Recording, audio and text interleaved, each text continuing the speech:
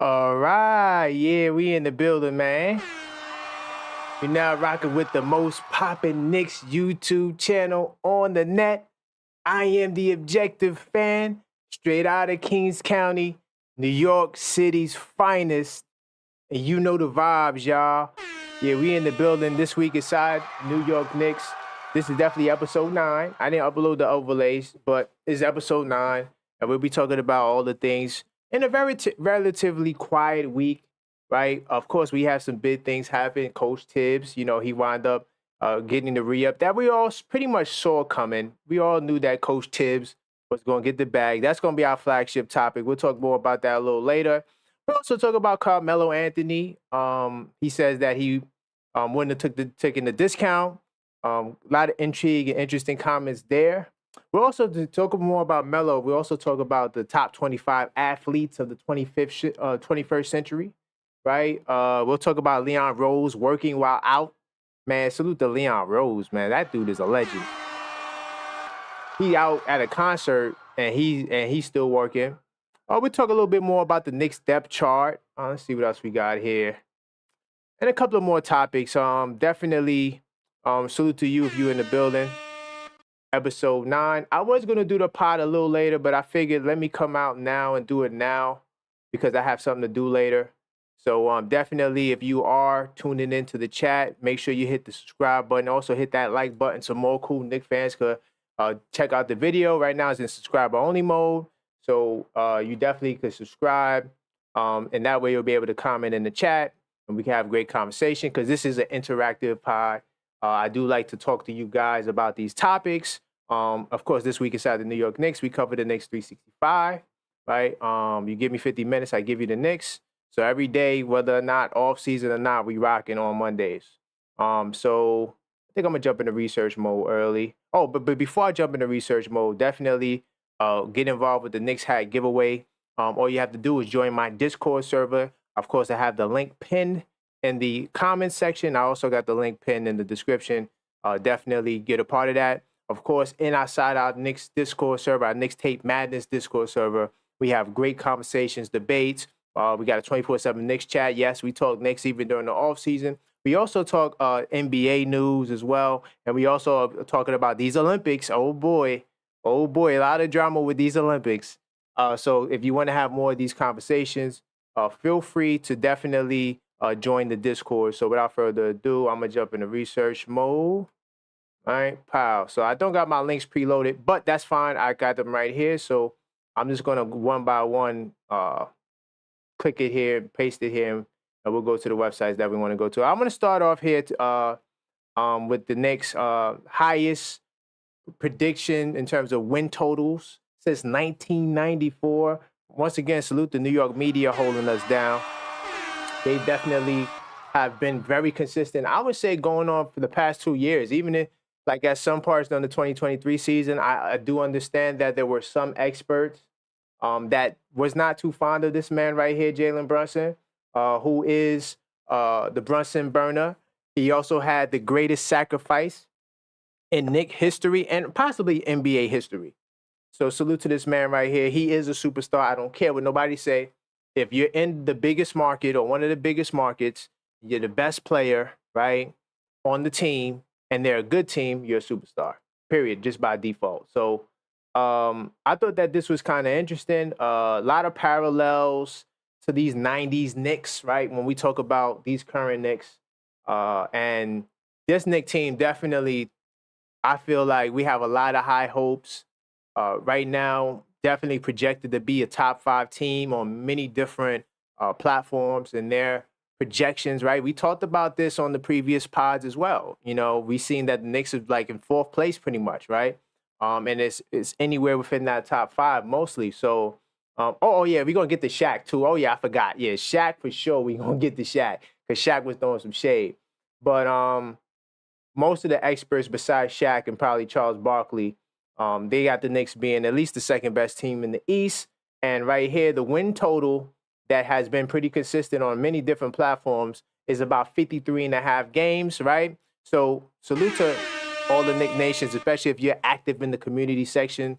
You guys know I do a poll every Monday through Friday. I have a nice poll in there. and we talked about, the wins, and most people feel like the Knicks can win anywhere between like 54 to 60 games. Like that's like a safe prediction space for where we see where these Knicks can be. So this is actually the highest projected win total since the 94 team. And the crazy part about this, right, is that the 2013 team with Melo that won 54 games, right? Even that team, that team had a really good team. They wasn't predicted to win this high, right? And check this out. In 1994, let me scroll up and down a little bit so you can see it.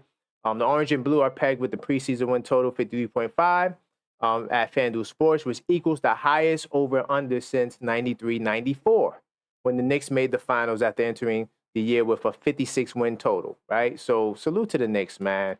Right now, we only trail. And look, check this out. This is that team I was talking about, that Carmelo team back in 2013, 14. They had a win total of 50. And honestly, this year wasn't even the year they put in work. But due to the previous year, them winning 54 games, they projected them to win 50. So we had more wins projections than then. So round of applause to us once again. And then also right now, in terms of current NBA teams, we trail the Celtics and the Thunder on the board. So, hey, man, New York media, stand up. They definitely holding us down. So, and once again, guys, feel free to let me know your thoughts in the chat. This is an interactive. I'm not just here talking all day. Let me know how you guys feel about each point as well. I want to say I do honestly think that that's a fair assessment in terms of wins. I think that 53.5 is more than doable. It's actually, to me, a safe pick. I vacillated between a range of 55 wins to 60 wins. I felt like that would be the safe bet, the safe pick if I had to choose. So definitely salute to old media giving us our props. So we'll start there. Any thoughts or concerns, let me know. I will revisit it. So right now, I'm going to jump, since we're talking about Melo's team, I want to talk a little bit about Melo as well. Of course, and the news we're talking about, if I didn't make that clear, is from the 23rd to the 29th. So we'll be talking about all the hot topics there. Mind you, if there's any new news, hold on, let me just double check. We also can talk about whatever goes viral today. I think it's been pretty quiet on the Knicks front right now. Just crazy rumors. I don't understand, what are some of these people are thinking. There are some trades. If we have time, I want to talk about some rumors and trades that some of these people have been talking about. Hold on. Let me make sure I got the right link. Copy link. All right, let's try it now.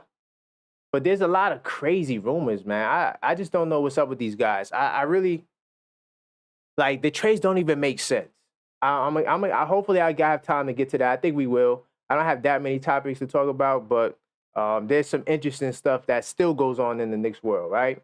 So, of course, this is from Bleacher Report, and this was on the 24th. Bleacher Report highlighted a commentary that Melo made on a podcast, right, where he said that he wouldn't have taken the $113 million discount, right? And a couple of people even said this. They can't wrap their head around it. I do want to touch on it, but look, here's what he said. Here's his exact quote, and this, of course, was on Podcast P, right? I'm not doing it, right? This is what he said. He's making something on the back end. He should be making something, $113 million, to make that up on the back end. Is crazy. I don't know the logic and the thinking behind why he did it. There has to be reasons, something very specific. Now, I believe it was ESPN. They had a really great article that we actually read. This was maybe like 2 or 3 pods ago. It broke down how Jalen Brunson's contract, right? He has the opportunity to re-up going into his 10th season. As he enters that 10th season, what happens at that point is now he's eligible for the 10-year veteran extension max, which is, I think it tallies up to $460-something million. So salute to Carmelo Anthony, man. Once a Knick, always a Knick. And I'm riding for him today because I think that he was disrespected. But I'm going to say this, Melo, and I'm not trying to come for Melo. If Melo would have been more genuous. I'm gonna say not genuous. I'm gonna say if he would have been more focused on helping to build the team back in 2013, like if he would have said, "All right, y'all, I'm going to wait until the offseason." I understand he had to get out of Denver. There was a lot going on. George Karl, crazy situations, right? But I just wish that instead of forcing the trade out of Denver, right, which I understand the politics, he had to do what he had to do, but he would have been a lot better off signing with the Knicks as a free agent that following season, right? But by him forcing the trade, and then when he got his extension, I believe it was the 4-year or the 5-year, $139 million extension, right? He didn't take any short money, right? As he stated, he wouldn't have took any shorts. It prevented the Knicks from adding other pieces to those teams, right? Building on to those teams, right? So, and even still, the league is different now than it was when Melo was doing his thing because they got these apron rules. Now, from what I could remember back in the days before the aprons, teams got hit with stiff penalty taxes, but there was no limits to what you can do in terms of signing guys, signing your own free agents, right? Which is like the cheat code. The Warriors did it. It's not a cheat code. It's just how people do business, right? I might say it's a cheat code, but I joke, I kid, but it gave teams the ability to just re-up on guys. That's why the Warriors, when you look at their payroll, it's crazy exorbitant. Hold on, got my chat blocked. I just realized. Make sure you guys ain't commenting in the chat and I can't see it. So salute to you if you just joined the building. This is episode 9 of This Week Inside the New York Knicks pod. We talking about a wide range of topics right now. We're talking about Carmelo Anthony. Feel free to let me know how you guys feel in the comments. Let me just double check to make sure I'm up to date with these comments because I got so much stuff on my screens. I'm trying something different. I got my notes on the computer now. So, all right, cool. So we're good. We're good to go. So anyway, when we talk about Melo not being able to sacrifice the money, I don't want to take a personal dig at Melo and say, well, that's probably why he didn't win the championship. Because honestly, to be honest, players don't have to sacrifice the money for billionaire owners. I understand that logic. That's not what we're doing. However, in Jalen Brunson's case, right, where we are as a team is we're right below the first apron. We're flirting with it. Depending on what they do with this backup center, I don't know. Haven't seen any new news right now. We will be a first apron team. So once you get into the aprons, there's a lot of limitations as to what you can do. So what Jalen Brunson is helping the Knicks do is even if we become a second apron team, at least lock in all of our guys, basically the core 8, which is the starting 5, the projected starting 5. We know Jalen Brunson, Mikal Bridges, OG Anunoby. Now, OG Anunoby, he signed for his 5-year deal, right? Brunson did his extension, right? So those two guys are locked up. Mikal can sign his extension, I think, in October. So more than likely, he's going to take a discount. He's going to follow his man, JB, right? And that's probably the reason why also Brunson considered taking less money because he know his boy is also going to be due for a contract, right? And so let's get a little bit of money together while not completely butchering the team. Now, Julius Randle, I guarantee you by the next pod next week, right, we will be having a conversation as to his extension, right? Because we know his extension talks can begin on August 3rd. So we got to see what happens then, right? So Randle, Bridges, pending. Mitchell Robinson has a 2 more on his deal. And by the way, his deal is also, I feel, a team-friendly kind of deal, right? Not a lot of money as well. So Hart, Dante's locked up for the next 3 to 4 years, so they're locked up. Don't got to worry about extending them, and I don't think they have any options. I do believe Hart might have a team option on that last year, right? And Deuce also signed a 3-year deal, so Deuce is pretty much locked up for the next 3 years. So the goal is to bring Randle and Bridges on the contract, extend them. So now, if you're a first apron team, instead of being a second apron team, you might can stay into the first apron range. I did a nice video talking about that. I believe it was on Level-Headed Knicks Talk, where I broke down the aprons and why Brunson's sacrifice is so important. So I'm not taking a dig at Melo. I'm just saying that if he maybe would have sacrificed a little bit of bread, whether it would have been signing with the Knicks that offseason so they didn't have to trade. I think it was Gallinari and I can't remember who the other guy in that trade was. The two guys they gave up in the trade with the picks. Now the Knicks don't have to exhaust those resources. They add you to a team that's solid, and now you take it to the next level. No knock. I also got a quote here from Draymond Green. Right now, Draymond also said that even then, Green couldn't wrap his head around how the NBA All-Star and the face of the organization, yes, he is a superstar, left a lofty figure on the table. It's New York Knicks. They can afford it, Green added. You ain't got to take no discount. My situation is different because Steph is making $270 million and Clay is making $180 million. All right, something had to give. Cool, I'll take less. But he's the top guy. Let Josh Hart or somebody else take less. Like they're in my role. Let somebody else take less. Guess what? Steph Curry didn't take a penny less, and neither did Klay Thompson take a penny less. If it's going to work, somebody will do it, right? I wasn't expecting them to take less. I don't know what he's doing. So I want to talk about that, Mr. Green. So, all right, salute to Draymond Green. He is a 4-time champion, right? He's somebody who is in the league and he's doing his thing, and he has a podcast where he shares his insights and thoughts around many topics that go on in the league. I'll say this, Mr. Green. The thing that you have to understand with your Warriors, y'all was able to build your infrastructure before there was an apron scenario. So that's one. So that's one of my pushbacks. Before the aprons came along, you already had your team intact. And then salute to Bob Myers because Bob Myers did a good job drafting talent, right? So you didn't even have to really get any other real role players, right? Even though your salary cap is pretty much tapped out. You guys are well over the cap and paying exorbitant amounts of money in luxury tax, right?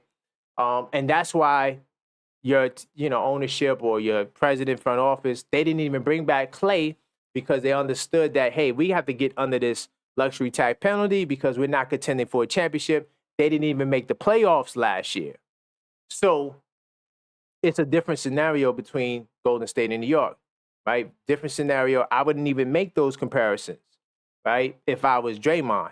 Now, like I said, because you drafted well and a lot of you guys already were locked up and you have many guys who have bird rights and things of that nature. So the sacrificing looks different for Golden State. So him sacrificing the money and he's asking other guys on the Knicks to sacrifice money. Well, the truth is, Mr. Green, the only two guys that are up right now, because OG just had to re-up, right, is Randall and Brunson. Now, Bridges, we know in 2 years is going to be up too, but he just got to the team.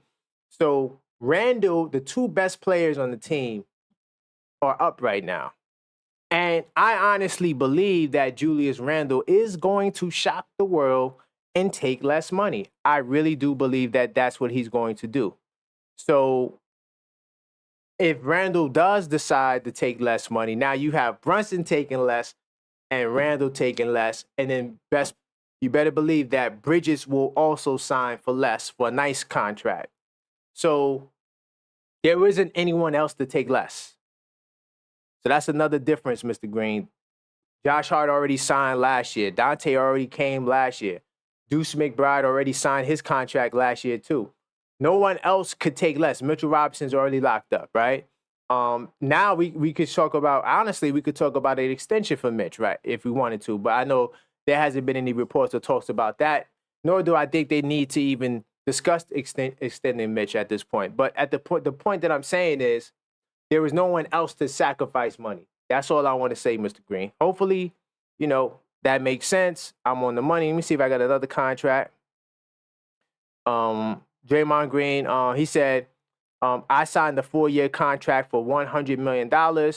If I waited, I would have gotten 4 for $180. 4 for $180 if he would have waited. Listen, I'm not trying to not I'm not a player hater. I am a player appreciator, right? I understand. I repel naysayers, right? People who say you can't do certain things.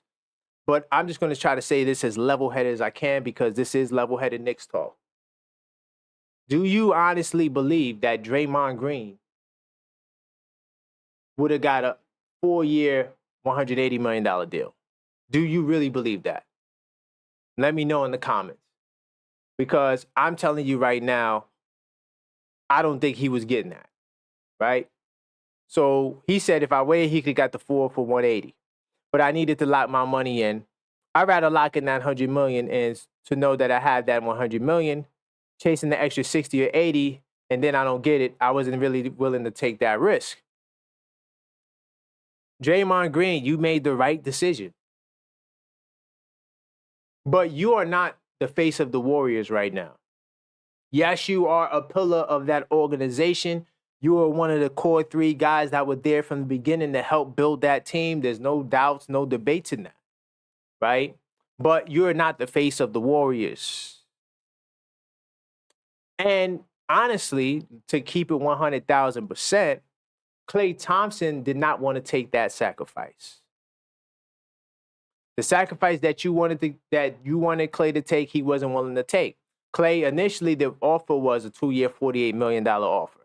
Klay wanted more years guaranteed. So that it was a stalemate after that. So then Klay came back, and I believe another offer, or Klay desired to get the 2-year 40, and the Warriors told him, now is not a good time. And then so Klay said, all right, since I can't get the 2 years 40, let me go get this 3-year 50 from Dallas.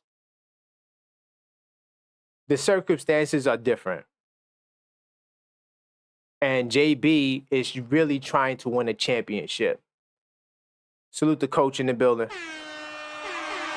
Talk to me, coach. Am I cooking right now? I'm not sure if you heard what I'm saying about Draymond, but yeah.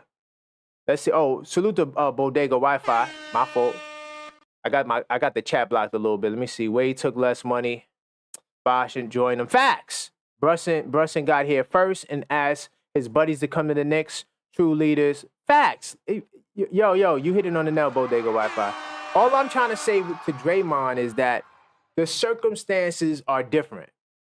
It's a different day. When they built the Warriors, they didn't have to worry about the apron. The apron came later, right? And even now, the Warriors are trying to get below the second apron. That's why they let Klay go. That's why they signed the contracts they signed, right? They're trying to, there's rumors of trades and guys being available because they need to shed salary. But like we discussed, right, to double down, triple down, I'm not sure how long some of you guys have been on the chat in the channel, but we drop a lot of science on here. You are in the right place. This is the most popping Knicks YouTube channel on the net, right? But we definitely broke down second aprons to a T.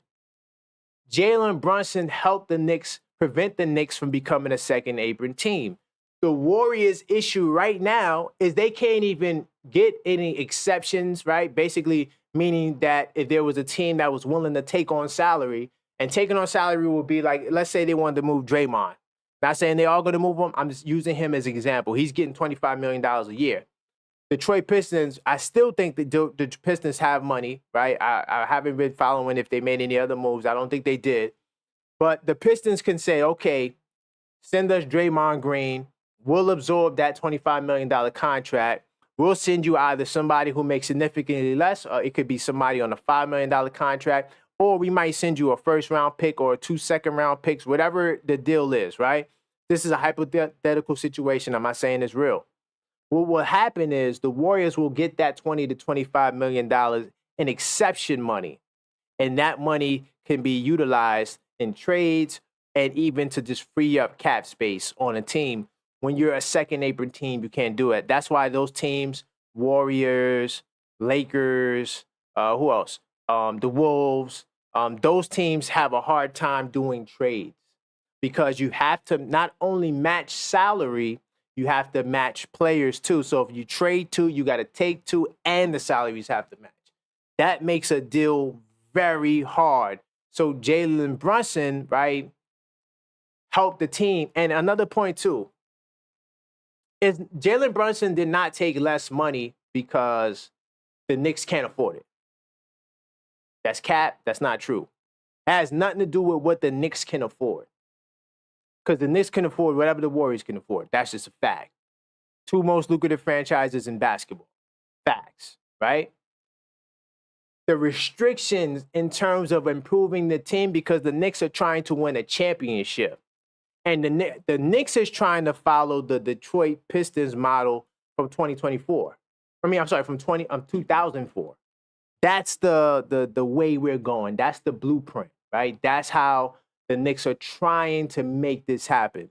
So when you're making those types of moves, you want to bring role players or, starters or six-man caliber players. You don't want to lock yourself out of the position of bringing those guys in because you can't even, you don't have no exception. Another thing, too, you lose is your mid-level exception. So, those second apron teams, it's hard to get a guy to settle for if he can make 10, 12 million, which would be the mid-level exception money. Now he has to come to you for 5 million. Not too many guys are going to do that off rip. Let's see what we're talking about. Coach says, I'm anxious to see what we're going to do next. Well, I could say this off the top, Coach.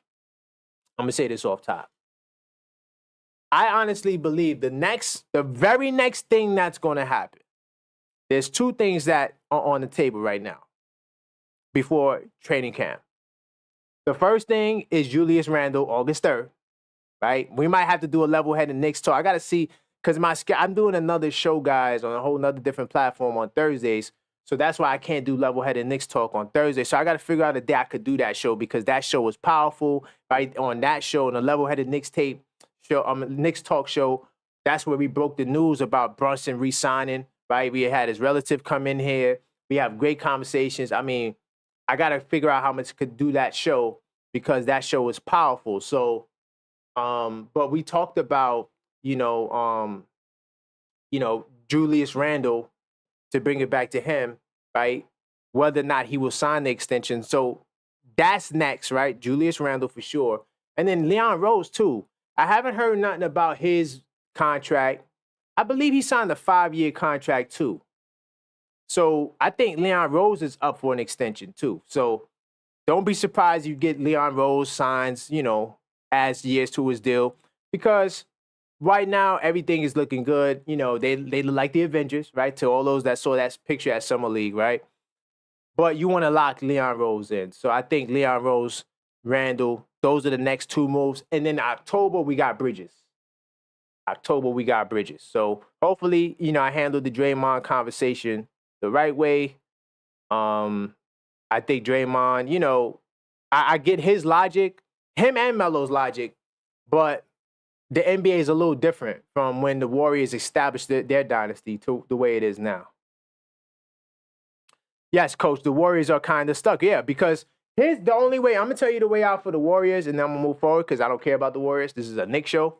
But being that we've been talking about Draymond Green and his Jalen Brunson commentary in terms of how he feels about the sacrifice, the greatest sacrifice in Knicks history, right? The Warriors, what they could do is trade for expiring contracts. So a perfect example would be, I can't, I'm just going to make up guys right now because I can't remember contracts right now. Let's say Clint Capella. I know he has 2 years on his deal, I think. I don't think it's one more. I think he has 2 years, 22, right? 22 each year. So let's say Clint Capella had 1 year on his deal at $22 million, right? And Draymond has 1 year on his deal, $22 million. They could do that. Draymond has 3 years. 3 years, $22 million. Clint Capella has the 1 year, 22. That's an even trade. They could do that. And then once they get Clint Capella, they can let his contract run out. So now you free up money. So that's one strategy you can do. You can trade for expiring contracts, guys on salary. Like, another good example would be Gordon Hayward, right? He had a pretty big contract. It was like $35 million, right? He had 1 year on his deal. That's what OKC did. OKC traded for Gordon Hayward, perfect example. He had the $33 million on his contract. So this summer comes along, his contract's off the books.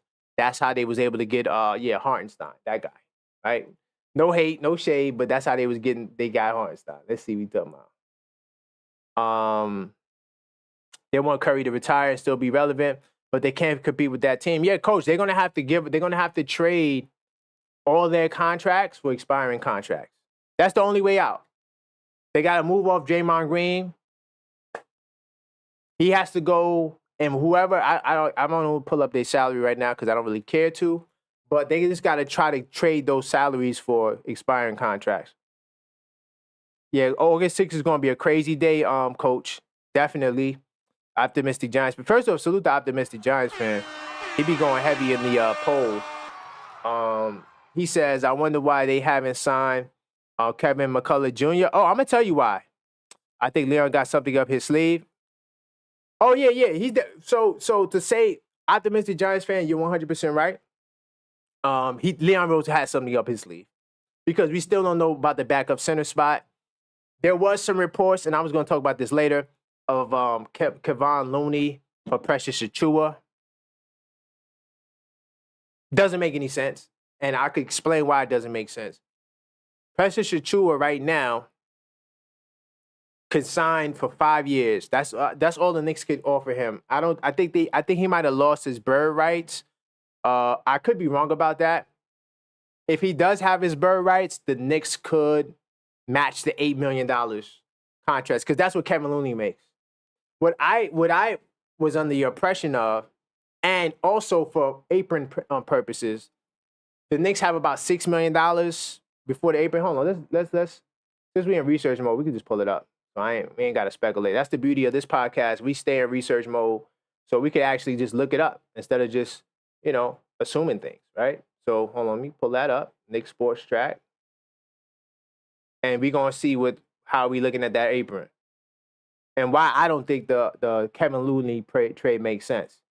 And I feel like if we do that Kevon Looney trade, we'll be helping out the Warriors. And it makes no sense. So look, okay.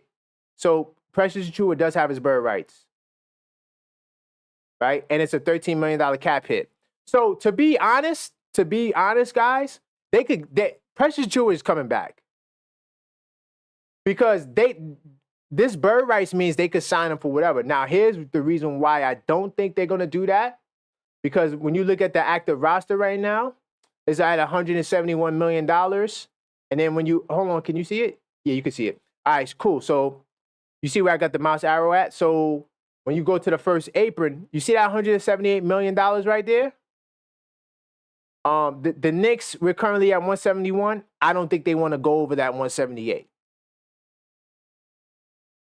So if you do the math and you take on Kevon Looney's $8 million, which means that you're going to have to sign Precious to $8 million to match it, that you add that 8 to 171, that becomes a little over this number here, which is still 178, but it'll be over that 178. Once you cross that threshold, you now become a first apron team. So I think the Knicks are trying to convince Precious to take less money. Precious said, I'm going to see what other options are available. But I believe that kid, Tyus Jones, the point guard, I think he signed for minimum level, right? Let me double check that. Because if that kid signed for minimum level, what that shows me is that there is no money out there. The money is gone. So there's no options for you. Hold on, I'm going to tell you right now. Yeah, Tyus Jones, he signed for $3.3 million to go to the Suns, which is it's not my team. I don't know why they need another guard. I mean, they do need a point guard, but the Suns is just, I don't know. I feel like the Suns is just an accident waiting to happen. Point being is Tyus Jones was one of those guys that wanted to get way more than the minimum, right? 3.3 is his minimum. So Precious, on the other hand, I think maybe the $5 million, because I feel like the Knicks, I don't know this to be 100% factual. In my heart, body, and soul, I feel like the Knicks offered him that 2-year, $11 million. And he probably was like, nah, I'm going to wait. I think that's why Precious has been holding out. Oh, Coach says he thinks Leon Rose will be last. Like you said, leader fees the man first. Salute the coach. Yeah, I think Leon could wait. We know it's coming. We definitely know it's coming. But those two, to me, are the only ones before, the start of training camp. Once training camp starts, then Bridges can also sign in October. So those are the next three moves to me. I don't see no trades unless they do a trade for a center, which kind of comes out of nowhere. Oh, another thing too, right? Real quickly. I'm not sure what his max is. I'm not sure if this, hold on, let me show you. I'm not sure if this cap hit right here, you see it for Precious Achiuwa, you see that 13.1 million right here? I'm not sure if that's his maximum. Now, what the Knicks could honestly, realistically do, they could possibly do, but Precious would have to agree to it, would be to sign him to close to that $22 million mark and do that Capella trade. So, but once again, you have to convince Precious to want to go to Atlanta. You can't, this is not, you can't just take a player and send him anywhere if he's not on the contract. So just for food for thought, when you see this bird rights, whatever this player's max is, you can sign him for. You ain't got to worry about the restrictions. Let me see what else I want to talk about. Let's see. Podcast P. I do got a quote here from Mikal Bridges talking about the Nets, but we don't care about the Nets. I'm going to move forward. Oh, I got another interesting stat here. This is from Jorge Sierra. Check this out, y'all. Something interesting here.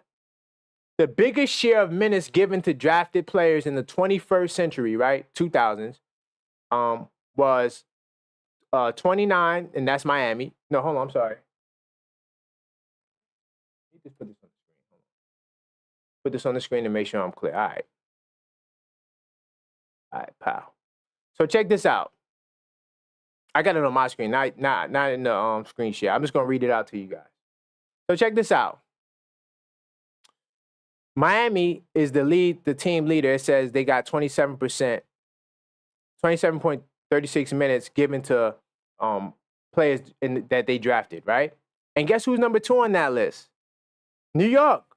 New York is number 2 on that list in terms of minutes given to draft players in the 21st draft picks drafted in the 21st century at 27.63. So I'm like, wait a minute. I'm trying to understand, like, how would the Knicks be number 2 on this list given the fact that they drafted some terrible players? It's crazy. Hold on. Let me put this on the screen so y'all can see it. Let me put this on the screen for y'all to see it. All right? Just bear with me. I ain't got my stuff preloaded, so pow. And y'all can tell me what y'all think about this. So right here, if you look at the top, I'll highlight it. See that? Biggest share of minutes given to drafted players in the 21st century.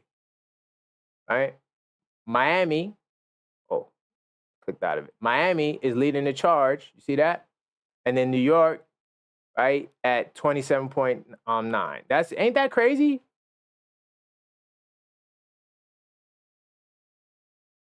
Hold on. 21 Lakers. Oh, no, I got it now. Okay. I'm reading it wrong. Okay. So the Knicks are in last place. That makes sense. All right, I got it.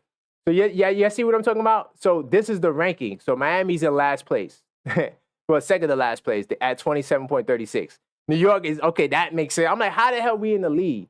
But as you can see, Boston's number 5 on the list at 48.68. So just wanted to show y'all that. We right where we belong. All right, so I'm going to move forward. We get to the next one. I just thought that was interesting, even though I read it wrong. By the way, the preseason schedule got announced, y'all. And one of the big games we got will be we're playing against the Wolves on the 13th. Right? So, and that game will be at MSG. So, I don't know. Maybe we need to do like a Knicks meetup to go to that game. But it's just a preseason game. So they released the preseason schedule. We'll probably talk more about that next week. I do want to talk about my man for a second. Since Coach was saying how the leaders of the team, they eat last. They let their guys go first. So we're going to talk about the leader of the team. We're going to talk about that man, the one and only, in my opinion, who should be the GM of the year. We're going to talk about Leon Rose. And so this image right here kind of went sort of viral, at least in the Knicks social media realm. And as you can see right there, Leon Rose, he's at a Bruce Springsteen concert. And he's on the phone. This man is about his business, y'all. Man, salute to Leon Rose handling business right there. That might be, you know what that call could have been? The final touches on the Precious Achiuwa deal. The final touches on a Clint Capella trade. Who knows what that deal was about? But that man can't even relax. That man is always working. And I honestly think that this year, especially if the Knicks win the championship, something crazy like that, but even before playoff basketball, if the Knicks go up 5 to 10 wins, he has to be GM of the year. Already he has the move of the offseason. You could argue the trade. You could add that. That's just an addition. To me, him solidifying Jalen Brunson, brokering the deal to make him the most genuine, or generous Knick in history in terms of sacrifice. This man right here, if you can see him, if you don't see him, maybe just put the mouse over him. That guy deserves to be GM of the year. I don't care what nobody say. Let me take a sip of water.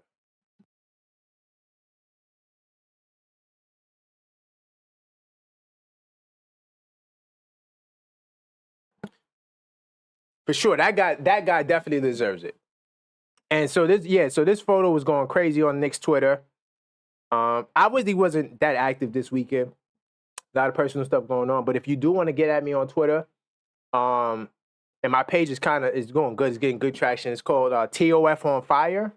Basically, the Objective Fan on Fire. Follow me on Twitter so we can connect on there too. But so this is what the people said about Leon Rose. Insane group. I love that Leon is still working on the phone. The job never stops, one person said. Many asked Rose if he was making a deal. This guy, this photo with him on the phone, man, is definitely something that, is a good sight to see for Knicks fans because the man's always working. The man's always working. And then another thing, too, I'm going to talk about, right? They always want to say, Leon Rose, oh, yeah, how he kind of he doesn't really talk to the press and the media. Even though I'm new media, right? So I'm technically down with the media, right? I don't care to hear from Leon Rose, right? We get the press. Once the Mikal Bridges trade went down, we got the press conference. So if there's a move that's going to happen or something goes down, you'll get access.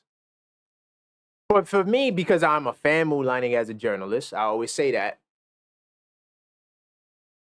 As long as we win, I don't care.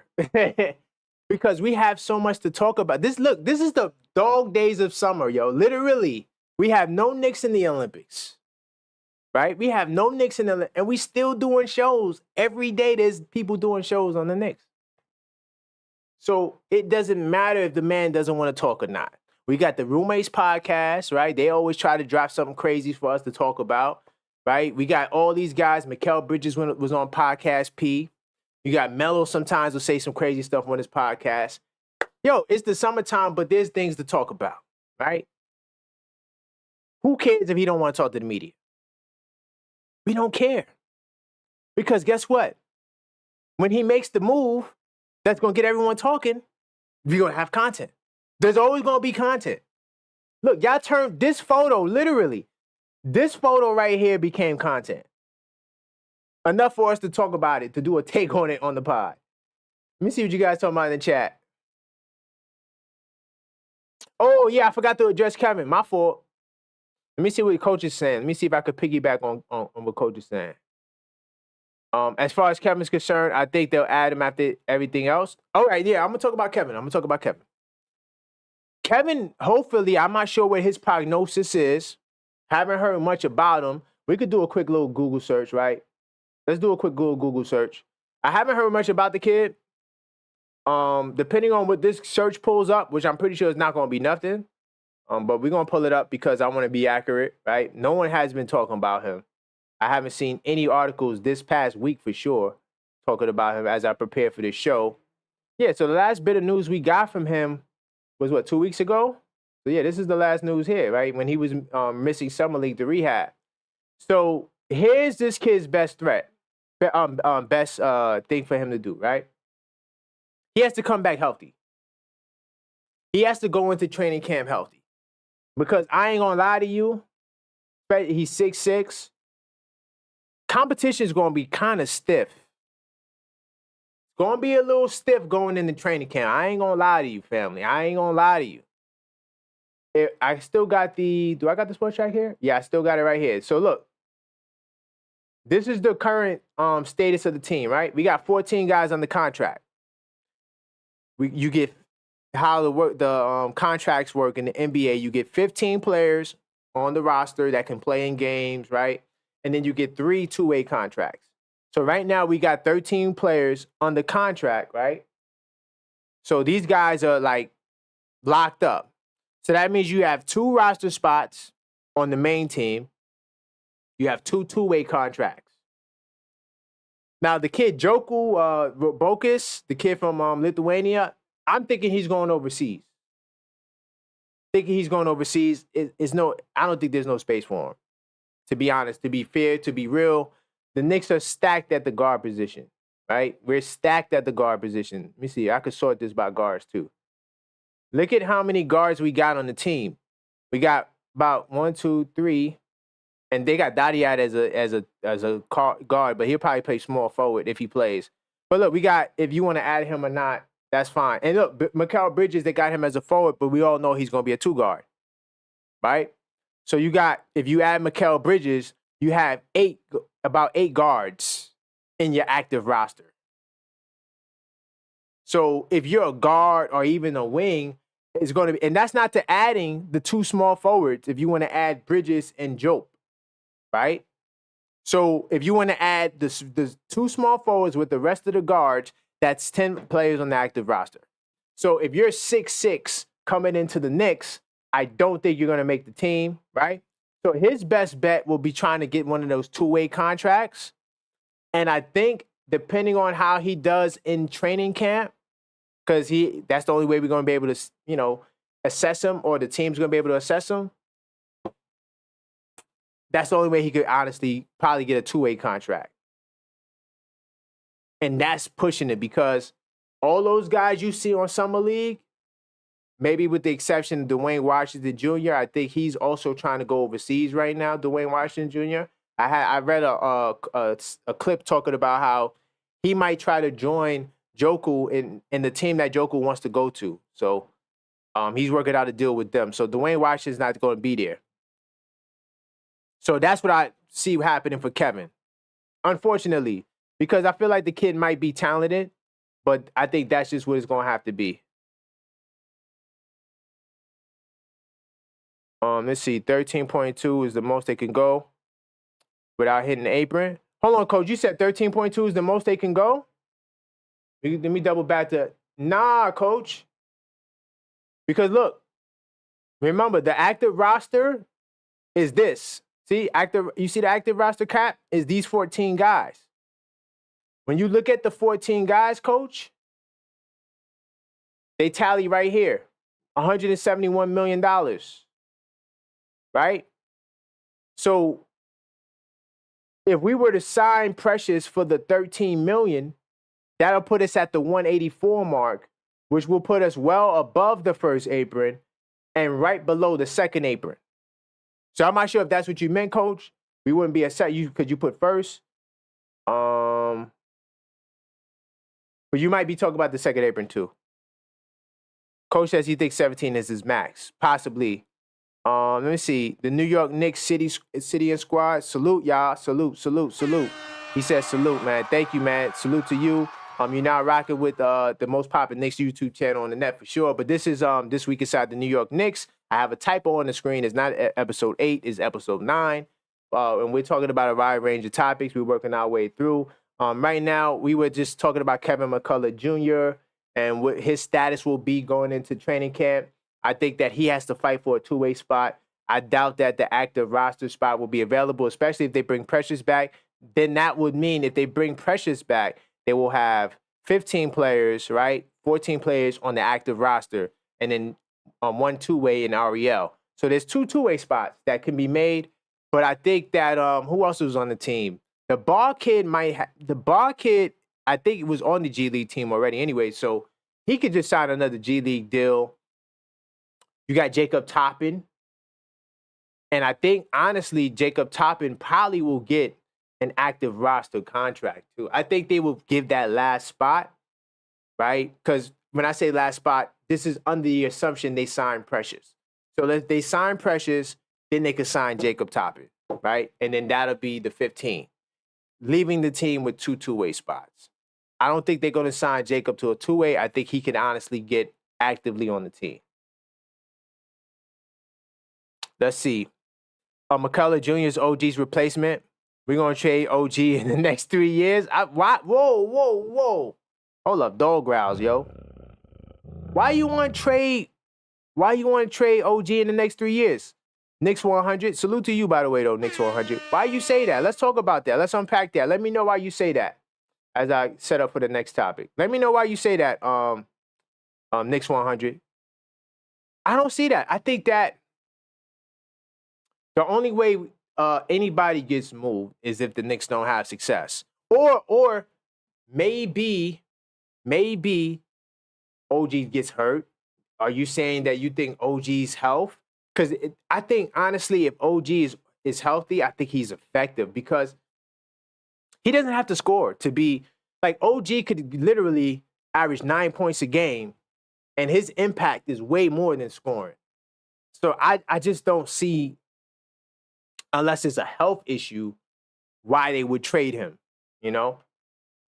But you think McCullough's going to be that good? Well, he might get a spot. I mean, I could see the Knicks waiting till training camp before they sign anybody else. But if you ask me, based on what I saw in Summer League and the fact that Jacob Toppin was with the Knicks last year, I would consider giving him that spot. Oh my God, I'm sorry. I forgot Scap. I'm sorry, yeah, I'm all the way off. I forgot about Scap. Scap has to get a deal too. So that's what I'm saying. When we talk about Kevin McCullough Jr., it's going to be a little tough for him to get there. Let's see. New York Knicks City Squad says, I think Thibs is the better coach than Riley and Van Gundy. Oh, we're going to get to that. Salute to okay. Salute to City Squad. He said that he thinks that he could be better. We're going to get to that. We didn't get to that yet. To all those people that are here for the Coach Thibs discussion, we're going to get to that in a second. Right now, we working our way through topics. I'm glad he said that. Matter of fact, we're going to, let me make sure I got my notes together for that, because I did take some notes for that. Yeah, we're gonna talk about that Coach Thibs stuff in a second. So stay tuned, all right? We're going to get to that. We're working our way through it. Let's see. I want to see what Knicks 100 is talking about. Bridges changed everything. Ooh, OG contract is going to be a real good contract in the 3 years after all the money from the CBA. That's true. And City Squad, I'm with you. OG's not going anywhere. I don't think OG's going anywhere. I mean, because, like I said, the only way he can go if he gets hurt. But think about it. If OG gets hurt, there's not going to be a market for him. So it kind of works both ways. You see what I'm saying? So, like, if OG is not really producing, because that'll be the only reason why you trade him, right? It's because he's not producing. So I don't see a scenario where OG's healthy and doesn't produce, because we don't need him to score. His game is just defend. That's it. He has to just be, if he can just be all NBA defense, and he can score 8 points a game. As long as that man gets all NBA defense, that's his job. That's what he's there for. He's not there to score, though he can score. I do agree. I think that Bridges turns him into a fourth option, because to me, Bridges is a little bit more solid at creating his own shot. Not to say OG can't create his own shot. I'm just saying Bridges was lighting it up when he got to the net. He was averaging like 26 a game. We can't ignore that. He also averaged 19 a game last year. I think he was competing for that top spot with Cam Thomas. But at the same time, Bridges, to me, has shown that he's a little bit more solid in terms of getting his own bucket. You can't keep Randall and OG with Bridges. Why not? Why can't we? Oh, that's a good poll. See, this is why I love doing these live shows, y'all. That's a good poll, man. That's a good poll. Can we keep OG with Randall and Bridges? I do want to talk about that. Why not? I think it can work. I think Randall and OG and Brunson, they showed they could play together. Bridges, I think Bridges is going to be a combination of what you saw in Phoenix and what you saw in the Nets. Bridges is somebody, I don't think he also needs the ball that much. And I would consider Bridges an unselfish player. I think I would consider OG an unselfish player. How could two unselfish players not play with each other? I just don't see that. I don't see the clash because it's not like one is taking one spot, right? You know, Bridges can play the two, right? OG can play the three. I mean, then you can interchange them. I mean, I don't know. I don't see an issue, especially if the team is successful. Listen, I'm talking about a team that's on the verge of a championship. There's no reason to break that up. And you're dealing with guys that don't have ego, right? All we know from OG was he wanted to get paid. And there's nothing wrong with that. Go get your bag, young fella. We're not mad at Isaiah Hartenstein because he wanted to get paid, right? Get paid. We're not even mad at Isaiah Hartenstein. I just called out the cap. That's why I did a video talking about the contract delusion. Because he thought that he signed for more. I showed why he signed for less. Go check that video out. I'm not talking about it now. Go check it out. But all I'm saying is OG just wanted to get paid. OG never said I wanted to be the number one option. Number two option. I mean, I don't think it matters. Especially I feel like success trumps all that other stuff anyway. Like the more successful you are, right, the less problems you technically would have. Like even with Boston, the ops, right? They're trying to divide the team apart. Like they're trying to make it a Brown and Tatum thing. And now you look at the Olympics with Tatum not getting no minutes, which is crazy, right? And Tatum and Holiday getting, Holiday getting the start, and then White, getting the minutes off the bench. Crazy to me. But they don't got no problems in Boston. They all good. So I think that low ego guys, Nova boys, and the Nova boys love OG. We know that. They love OG. So it's not going to be a clash.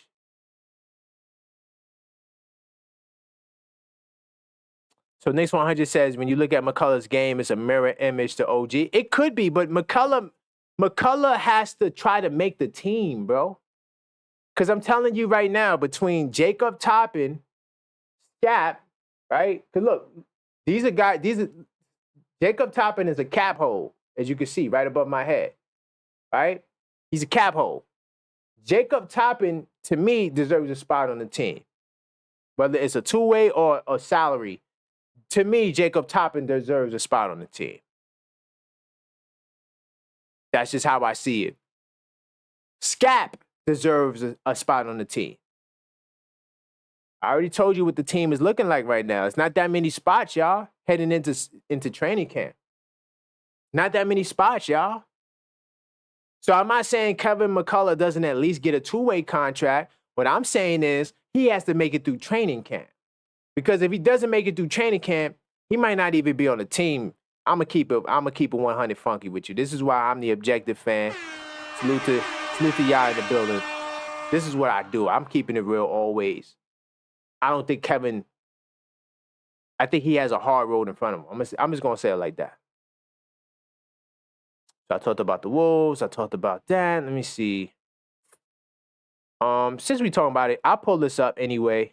We can look at the depth chart. Because I think this will bring more clarity to this conversation anyway, since we're talking about this Kevin kid. Because like I said, it's only 2 spots. If he wants a contract, all right, I'm going to take that back. Really only 1 spot because Precious We don't know what the deal is with Precious, and we do know the Knicks want to get a center. That's something that's not a secret. It's not a mystery. Is whether it's Precious or someone else, the Knicks are actively trying to get another 5 on this team. We know that. That's just not even up for debate, right? So look, this is your depth chart. So when we talk about this Kevin kid, right? This is how they got the breakdown on Bleacher Report, right? You got JB, Bridges, right? OG, Randall, Mitch, okay? Now here's where it gets interesting off the bench, because according to Ian Begley, Tyler Kolek is ahead of this kid Cameron Payne on the depth chart. Right? As you can see, I got it highlighted. Now, we also know there's been reports that Miles McBride, they want to move him off the ball. So you could slide Miles McBride down to the 2-guard spot. Right? Now, what position do you have Kevin McCullough Jr. at? What position you have him at? Is he a 2-guard? Or is he a small forward? Because this depth chart is wrong. I mean, it's not wrong, but at the small forward spot, you know Josh Hart is the backup small. Josh Hart is the backup forward right now, okay? He's going to play power forward and small forward. So Kevin McCullough Jr. is not going to be, he might not even be ahead of this kid here, the rookie, Dottier. So I don't know why he's spending so much time on Kevin McCullough Jr. If he's nice, I hope he gets a spot. But at the same time, I just don't see it. But this is the depth chart, y'all, right now. And, of course, I think the weakest link right now is the 5. But I think that in the next coming weeks, you're going to see this change, whether it's Precious or whether they convince Precious to sign and trade. Because that's all. Okay, so that's another good point. So if Precious does have a place he wants to go to, they could sign and trade Precious if the team has contracts that's comparable. Like, it could be a contract they want to get rid of, possibly. But, yeah, possibly it could be a sign and trade for Precious. And honestly, that might be why Leon Rose was on his phone at the concert. Hey, yo, Precious, where you want to go? I want to go to San Antonio. All right. Let's talk to San Antonio, see if we can work out a deal. So, yeah, it could be that, too. Let me see. I've been watching the Knicks since the days of Kiki and Trent Tucker. Salute to those. Those are the days right there. You do him just like the Nuggets did Porter Jr. Only difference, they will hide him in the G League. So, okay, so wait, hold on. So, Nick 100, if you're saying, so I'm with you. If you're saying that he's going to be on the G League contract, or possibly a 2-way contract, there's room for that. Okay. Well, hey, Knicks 100. I am the objective Knicks fan. I'm not the objective Brunson fan. I'm not the objective Randall fan. I am the objective Knicks fan. I go back to the mid-90s, a little bit of the early 90s, but definitely mid-90s. That's my era. Definitely the late 90s all the way to now. So that's how long I've been watching the team. So I just want my team to be good. I could care less about what players are on the team. I'm going to keep it real. As long as, because right now it's in Leon Rose we trust. We don't have no other reason to think otherwise. So and man, they picked him. So I hope the kid is good. I hope the kid is good, like you say he is. He said that I personally think they only sign OG so their clients will see CAA pay his players. Could be a chess move. Okay. Oh, okay. I'm good money. I was answering somebody in chat. Okay, cool. Hey, look, Knicks 100. I want to be in the conversation too, right? This is an interactive live podcast, so I definitely want to be in the conversation too. Did I lose my soundboard? I think I lost my soundboard, y'all. Hold on, I gotta charge it back up. I'll get it right back up. So, but this is the depth chart, y'all. How y'all feeling about this depth chart? I think it's incomplete. We need a 5. But outside of that, from 1 to 4, very solid. Now, one could argue we don't have no size at the backup power forward spot. And I don't think this kid, a dope kid, I don't think he's going to play much. But I will say this. I do like everything else about this lineup. I think we have more than enough from 1 to 4. Even like I said, even though we don't have a backup 6'9" guy, between OG Anunoby and Josh Hart, they can hold down that backup power forward spot. Randall's probably going to play 33 minutes a night, so you only got to cover 15 minutes for Randall. And I think between OG and Hart, even if Hart has to play power forward for like 6-7 minutes in a spurt where you're going up against a team that's pretty small, I don't think it's a problem. I don't think it's a problem. Let me see where we at. Pull up my chat. Hold up. I think we're going to jump into flagship now, y'all. We're going to talk about Coach Thibs. I know that's why a lot of you guys are here. Get my chat back.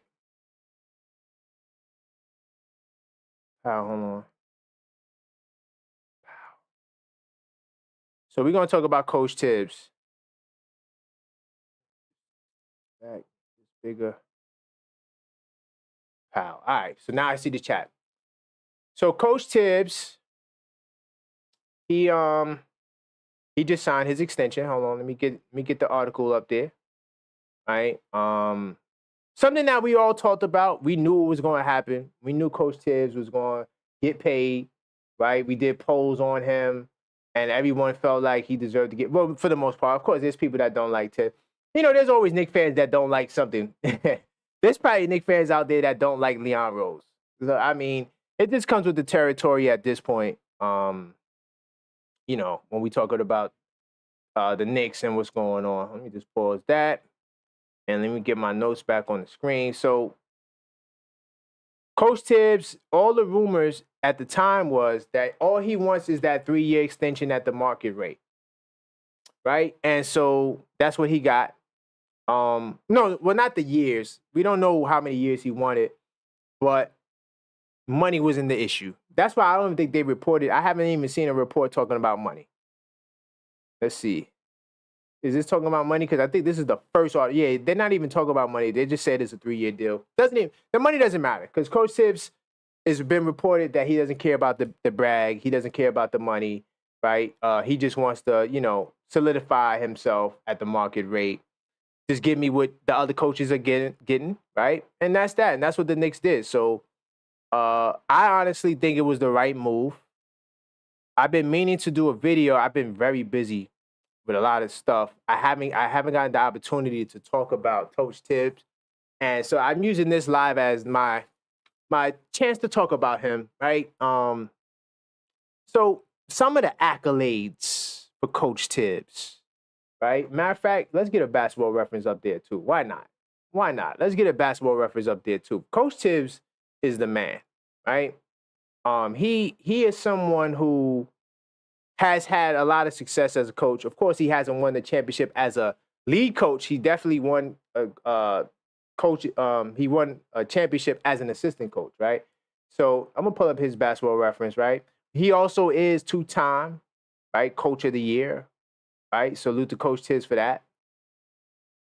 Like we said, he was an assistant coach in Boston when he won the championship, right? And to me, the man is just solid. Like I said, he won the Coach of the Year 2011, 2021, right? With the Knicks, he won the Coach of the Year, and I think that was his first year too, right? Definitely the most wins of coaches since Riley, and he still trails Riley and Jeff. Right? Of course, those guys played more years. And Riley definitely won a lot more games too. But he's right there on their heels. Right? First time Knicks made a playoff appearance was under Coach Thibs, right? Since Mike Woodson, who was his assistant, ironically, in 2021, right? Some of you guys will remember, right? And then also, he has the ability to be he's definitely the longest tenured Knicks coach since Jeff Van Gundy, which goes back to 2000. From 96 to 2001, right? So that's some of his accolades as a coach, right? He's definitely a plus 500 win coach as well, as you can see here. This is his career. He's 916 out of 527, sporting a 57% above 500 win record, right? Now, a lot of people will knock his playoff record, right? He's below 500. For the Knicks, especially in the playoffs. But he's only a game, as you can see right here. I mean, hold on, make sure you guys can see this. All right, let me scroll down a little bit. See this? So look, he's only one game below 500, right? So he could literally become 500 coach this year when the Knicks go to the playoffs, right? Because we know the Knicks is going to at least the Eastern Conference Finals, right? So if the Knicks go to the Eastern Conference Finals, he definitely will surpass that, below 500 mark. So that's not a big deal to all the people. Oh, he's not 500 as a coach. There's a lot of coaches down the road got 500 plus records. I don't even want to get into that list, especially Knicks coaches, right? And then Pat Riley and Jeff Van Gundy's record is just above 500, right? I could pull it up. I'm not, but it's not that great either, right? So I just want to take that away from him. Another knock, too, I want to take on Coach Thibs, off of Coach Thibs, is people like to talk about how he burns out his players. He burns out, Coach Thibs, he burns his players out. Do you know that the great Pat Riley, right, and this is no knock, he played Patrick Ewing 38 minutes a game, and Patrick Ewing played all 82 games. And this is when Patrick Ewing was age 29. I know some of you are going to say, oh, my God, it was a different era, different time. Those guys were savages, right? They played at a higher level and all this stuff, right? You want to say, I don't care about none of that. Patrick Ewing played 38 minutes a game. He played all 82 games at the age of 29, older than JB. Jalen Brunson's career high in minutes as a Knick is 35.4 minutes. When he averaged that 35.4 minutes last season, he was 14th in the league. So my question is, why doesn't these other coaches get the knock that Thibs get in terms of burning out their players?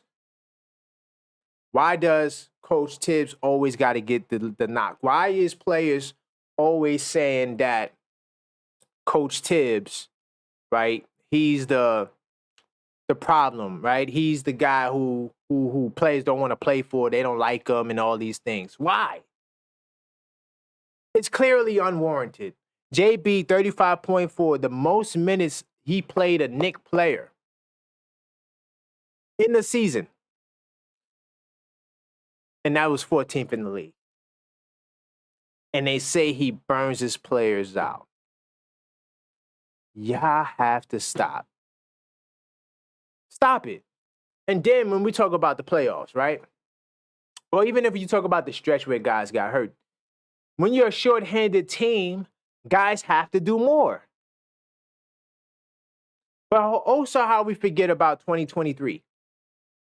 Remember 2023 when the Knicks was like the third most healthiest team behind Sacramento, and I think another team, can't remember the other team that was up there. But the Knicks was the third most healthiest team in the league. And Jalen Brunson and Randall was averaging about 34, 33 minutes a game. And people were saying he burned the guys out. Josh Hart plays a lot of minutes. Josh Hart was averaging 30 minutes a game.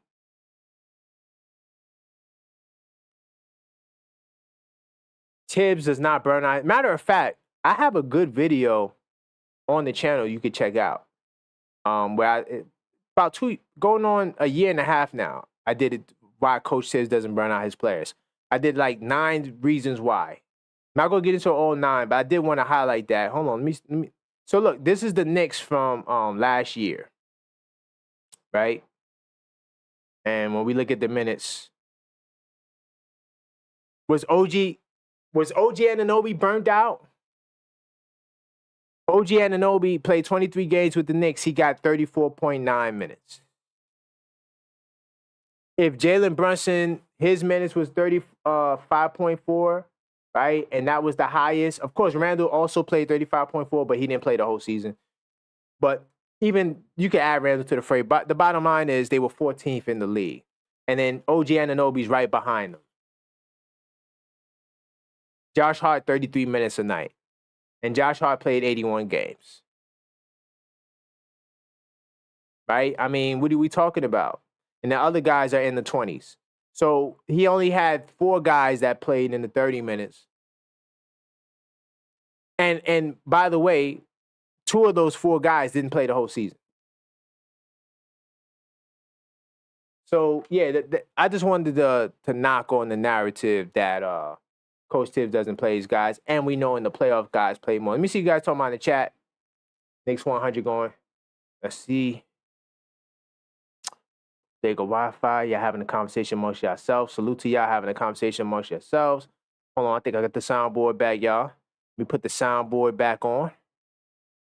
Let me see what else you talking about. That's why they never understand me. I personally think they only sign OG. Okay. Small forward is a problem if you start Bridges. Okay. Because Tiz plays with the numbers. What do you mean? What do you mean by okay, I see what you're saying. For example, anyone watching knows Obi wasn't playing no minutes, but by the end of the season he was averaging was at 15. Yeah, Obi Obi wasn't really playing any minutes, but it was 15. Yeah, I mean, because let's just face it, the problem with Obi, and this is even the problem that he's having in Indiana, is that Obi, right, he's one-dimensional. He only plays power forward. He can't play another position. He can't guard the perimeter. He rebounded a little bit more in Indiana, but it's still not enough to really justify putting him at the 5, and he's a defensive liability at the 5. So because of his limitations, it's hard to give Obi a lot more minutes. And I know he got the $60 million contract, right? If I had my soundboard up, I would salute him. Hold on, I'm still loading it up, right? I would salute him for getting the bag, but that's the reason why Obi wasn't getting the minutes with the Knicks. But I see what you're trying to say, Knicks 100, right? So I'm going to go back to cooking. So look, so we got rid of the whole, what you call it, Thibs burning out players. What I want to talk about now, right, and I got to Google this because I thought I had the link saved. I don't. I want to pull up the Knicks coaches' wins. And we could go through this list right quick.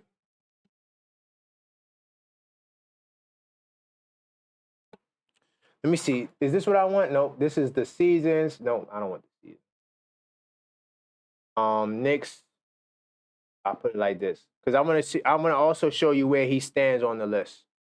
Now, by the way, Pat Riley, he coached about 5 seasons, 5.5 seasons, what, 6 seasons. He coached from 91 to 96.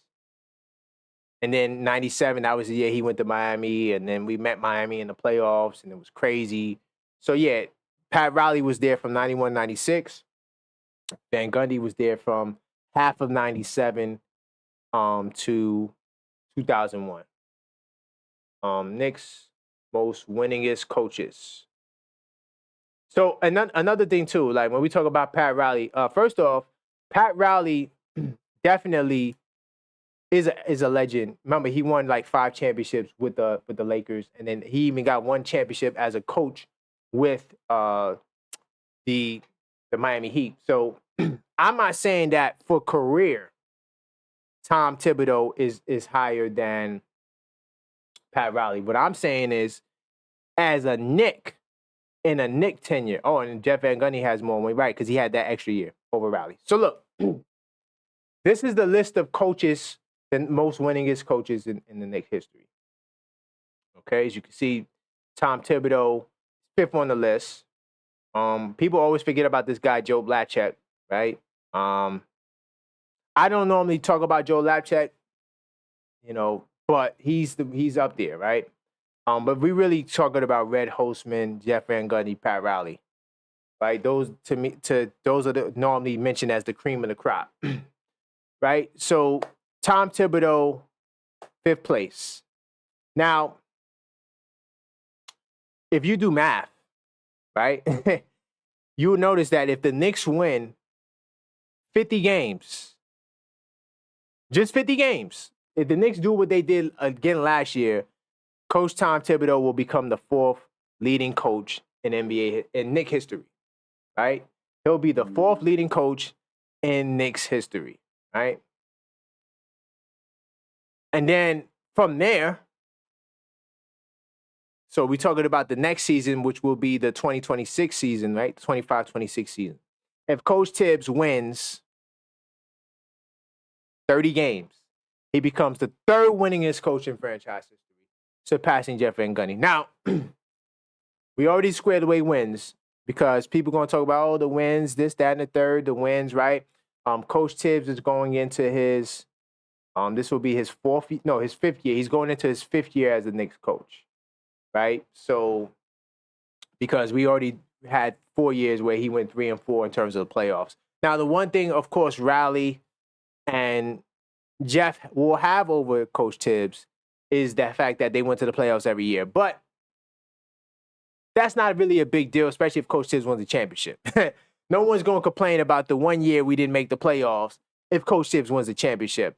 Now, if Coach Thibs at least gets to a final, if he gets to a final, in my opinion, he's up there with Riley and Gundy. I would say, especially if this happens this year, like this season, right? Knicks get to the finals. Of course, if they win the championship, he automatically surpasses them. But let's say they get to the finals, fight hard, and they lose in the finals, right? I might give the edge to Tom Thibodeau. I might give the edge to Tom Thibodeau over both Riley and Gundy if he gets to the finals. Let's say he gets to the finals. Let's stretch it out. Let's say he gets to the finals the next 2 years. I still think that Coach Thibs will be ahead of Riley. Even if he doesn't get there next year, let's say he gets there the following year. I think that he will have the edge, one, because he'll have more wins. That's one. Two, I don't see him leaving abruptly the same way Jeff left and the same way Riley left. Because when Jeff left, he had about 2 years left on his contract. When Riley left, Riley didn't even sign the extension. He broke out. So if Thibs can go through with his... And by the way, too, another thing, too, I was doing research on it because I just wanted to make sure I was accurate. Jeff Van Gundy, he wanted to actually sign more years on the extension. But the Knicks said, we're just going to give you the 3 years. A lot of that was due to the change in the general management and Dolan and whatever. But so he wasn't able to get more years. But he didn't even finish out his term. So this is the legacy right here. This is the legacy that we're looking at. Now, I don't think no one catches Red Holtzman. Right? I don't think no one catches him. 600 wins. Coach Thibs would have to be here a lot of years to catch that. But I do think that Riley and Jeff Van Gundy, their days are numbered as like number 2 and number 3 on the list. Now, Joe Lapchek, to be fair, I don't think a lot of guys rate him that high because they didn't win the championship. And it just wasn't really something that, I mean, we could pull him up if you want. I'm not. No offense to Joe Lapchek. He's just, to me, he's not in the top. I think that Tom Thibodeau, Coach Thibs, has a case. He got the Coach of the Year, right? Something Riley did, but Jeff didn't do it in New York. Riley did it. Jeff didn't do it in New York. I don't think Jeff ever was Coach of the Year, by the way, anyway, even when he wasn't in New York. So I think Tom Thibodeau has that over Jeff. The only thing Jeff has over Tom Thibodeau, realistically, is the finals and the wins. Those are the two things that Jeff definitely has over Tom. But in the next 2 years, we're going to take away the wins. For sure, guaranteed. And even the playoffs will balance out, too. I don't think they got the playoffs here, but we don't even need the playoffs. But yeah, salute the Nick Muse for putting this together. Let me see what you guys talking about in the chat. So, let's see. Hold on. He said if Bridges gets hurt, oh hell gonna break loose. Bridges. All right. First off, Knicks 100. I'm a little skeptical about you, man.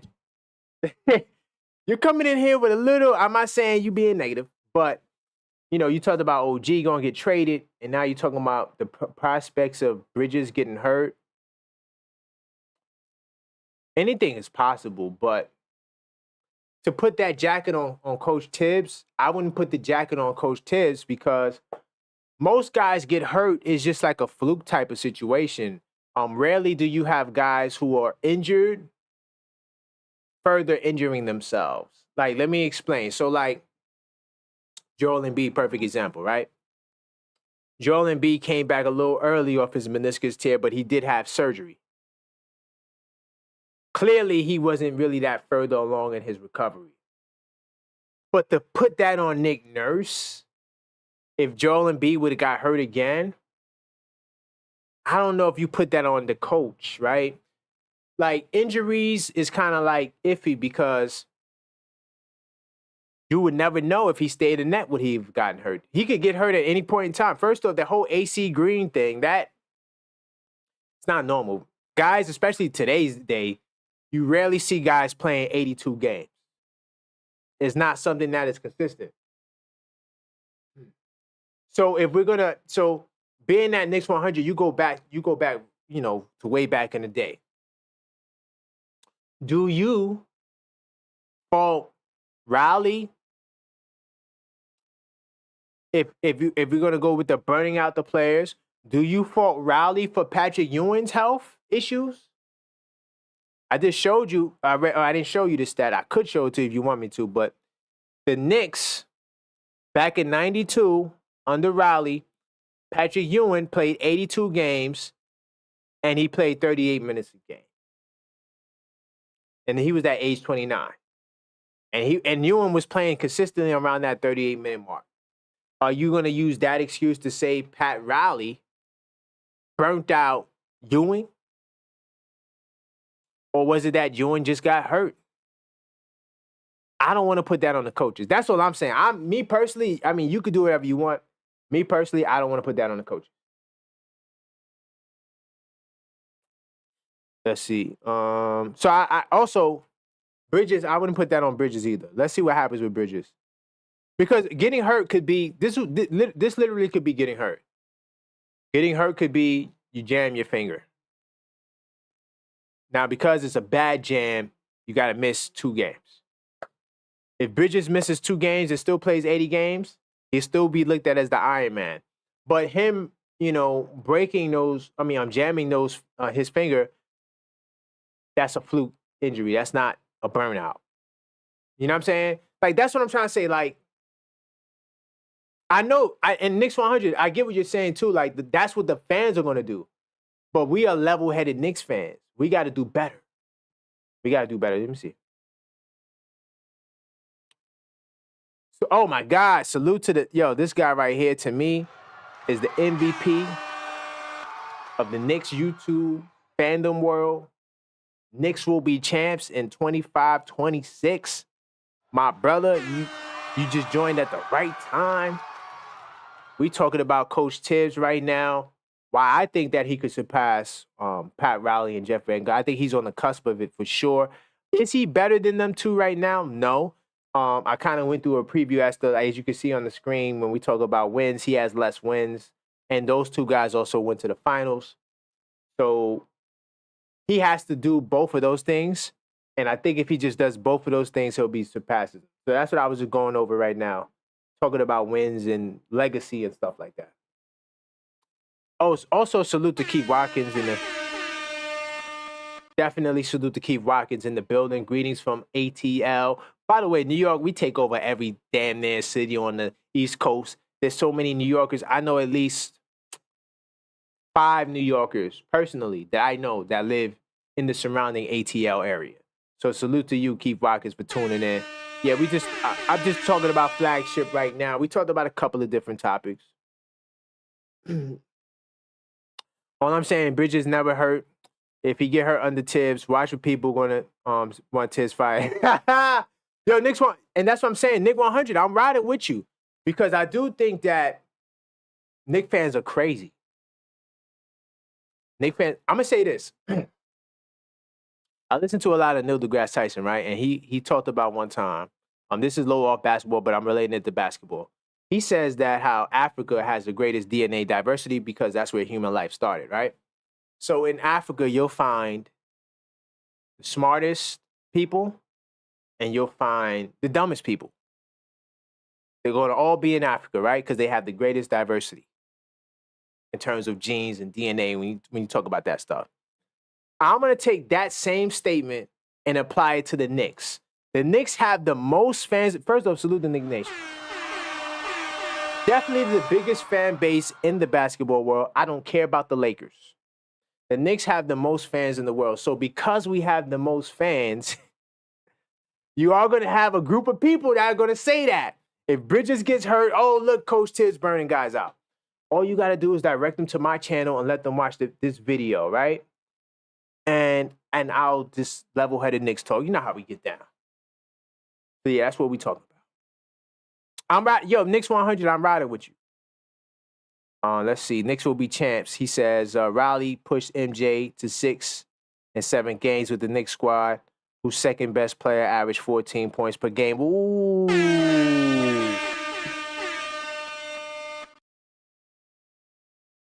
Okay. That's a fair point. Honestly, I'm going to say this. The reason why I still will put Thibs over Riley is because Riley left and didn't give us another crack when we were on the cusp of beating Jordan, Hakeem, and them. And I do honestly believe in my Knick heart, body, and soul that if Pat Riley would have stayed, we would have at least got one championship. So because I feel like Pat didn't go to his, Pat Ewing, Pat Riley. Anyway, because Pat didn't get to his fullest potential as the Knick coach, if Thibs takes it up to another level, because right now also Knicks will be champs. I'm not saying Thibs right now is better than them, right? I'm saying he's on the cusp. He's right there.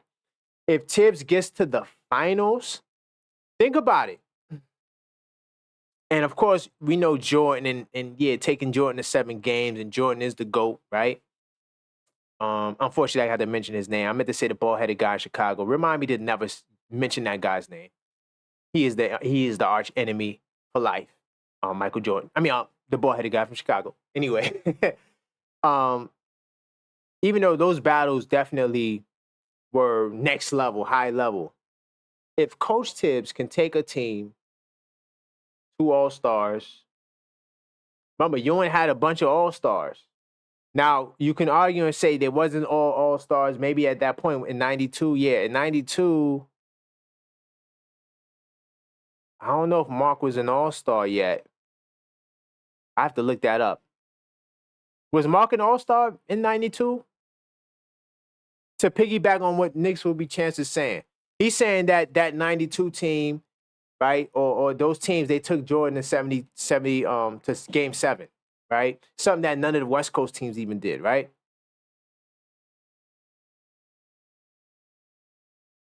Ewing had a lot of help.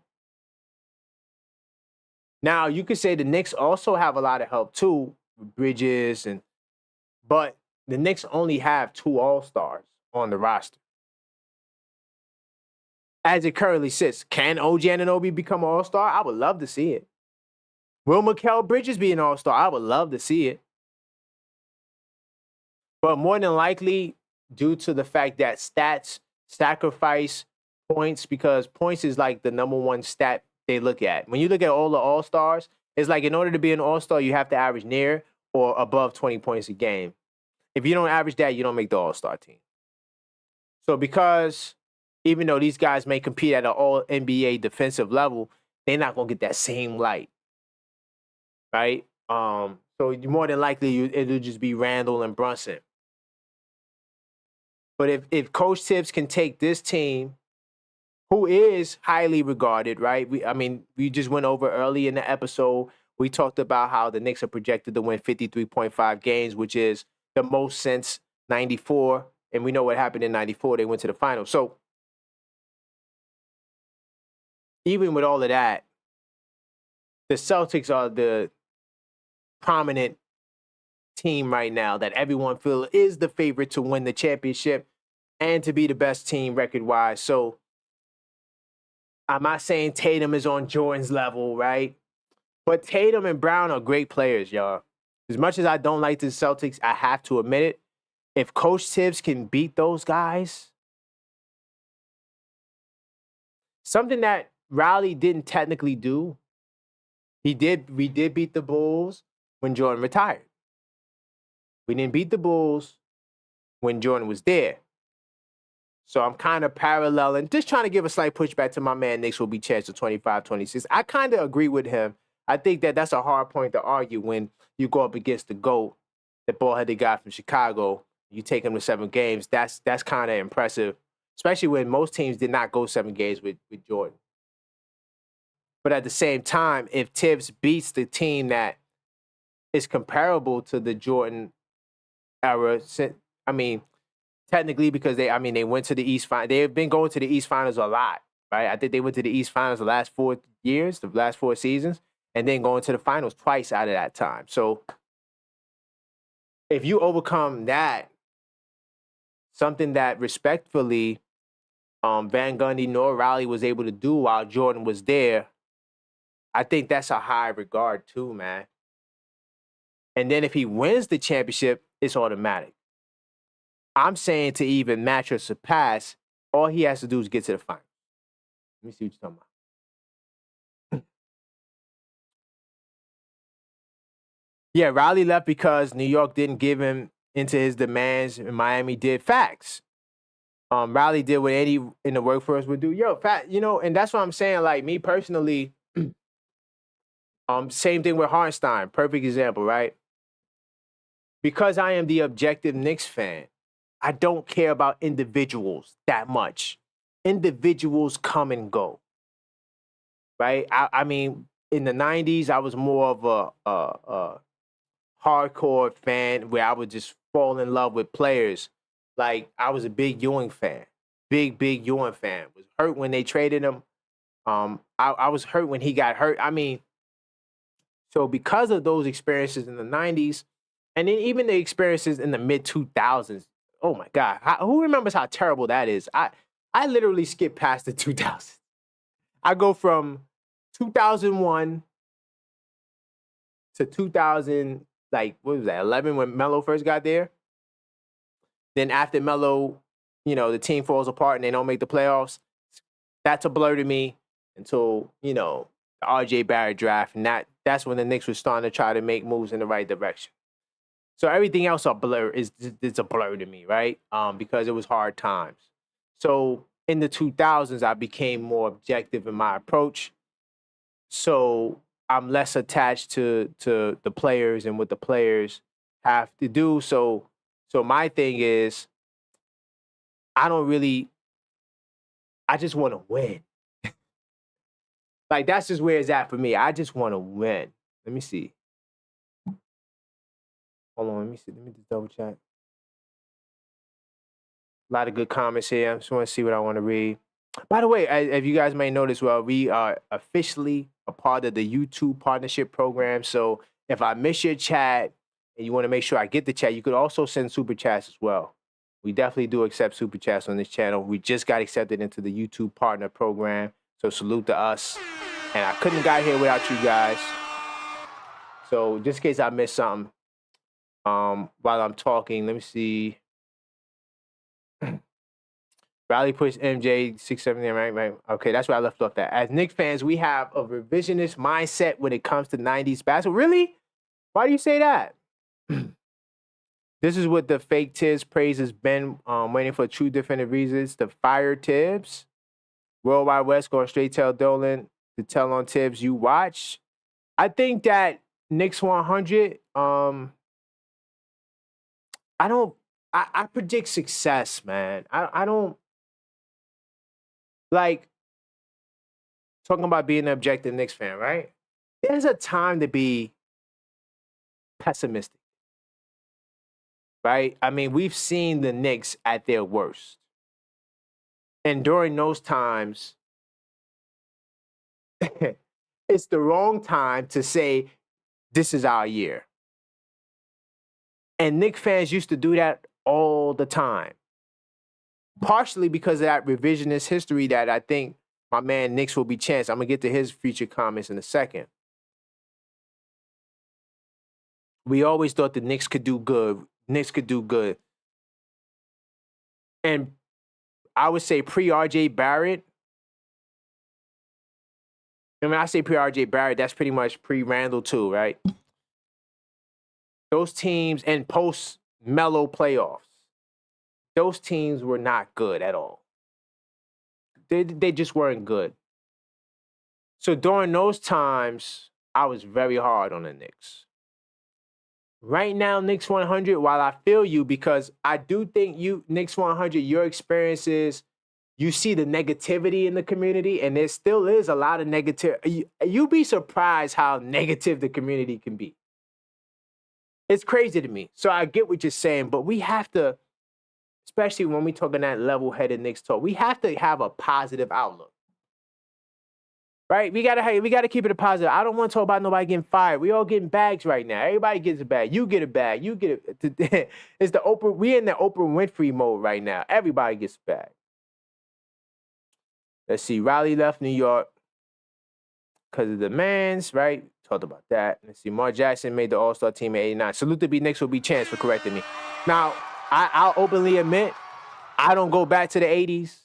No, I was there. I was too young to realize what was going on. Right? I was too young to I didn't know nothing. I didn't know nothing. But when the 90s came, that's when the 90s is really my era. Right? Especially mid-90s onward. So, okay, I ride with you on that. Okay, so Mark Jackson was an all-star. So that kind of proves my point. Ewing had a lot of help. Even though he was going up against the bald-headed guy from Chicago, that bald-headed guy, the bald-headed magician, the guy who literally ripped our hearts out of our chest, that guy right there, Ewing and the Knicks had a lot of help. They had a lot of help. So Mark Jackson was an all-star. Okay, let's see. If Thibs doesn't get to the finals within 3 years, his tenure with coach will be highly dubious. I agree with that. Even though, like, if they don't get to the finals in 3 years, he'll have more wins, but not having the finals appearance gives him a notch down on that list. It keeps him in probably the 5th spot behind Joe Lapchek. You know what I'm saying? Because in order for it to matter realistically, you got to get to the finals. You got to. Let me see. Thibs did what he came to do. He came, pull up. Yeah, Thibs pulled us out the ashes. Right? We talked about all day. Yep, that's a fact. Thibs definitely put us out the ashes. Let me see. Knicks will be champ says. All-star PG, all-star power forward, top 10 wing defenders. Facts. Oakley was an all-star too. That's a fact. I just didn't remember if he was an all-star. Because I don't want to say what I didn't want to do in my point about that 92 team was say Oakley was an all-star when he became an all-star later. Right? Or same thing with Mark Jackson. I didn't want to say he was an all-star when he became an all-star later. I'm talking about you're playing actively with all-stars then. That's the point. So all-star power forward, top 10 wing defenders, facts. The leading rebounding guard in the NBA, facts. And 3 guys coming up the bench hitting, facts. Thibs windows now. Okay, I'm riding with you. Oh, he's talking about the Knicks team now. Okay. I thought you was talking about with Mark and them. But hold on. But Knicks will be champs. I think that with Mikal Bridges, I do think that makes us a way better team. But hold on, to bring it back to the 90s, right? Because Oakley was an all-star one year. I don't remember what year it was. He was. An argument could be made that up to this point, not this team. This team, I think it could be a really good team. But when we talk about from 2024 backwards, right? 24 backwards to the first year the Knicks made the championship, those rally teams were better than these Knicks teams. When they went up against the ball-headed magician, that team was a better team than what Thibs had. You gotta give Thibs that. Riley had Patrick Ewing. We already know where Patrick Ewing is and where he stands, right? Patrick Ewing top 50 all time, now top 75 all time, right? Mark Jackson was an all-star in 89, right? We know Oakley became an all-star. A couple of those other guys became all-stars too. They had a really good teams in those early 90s.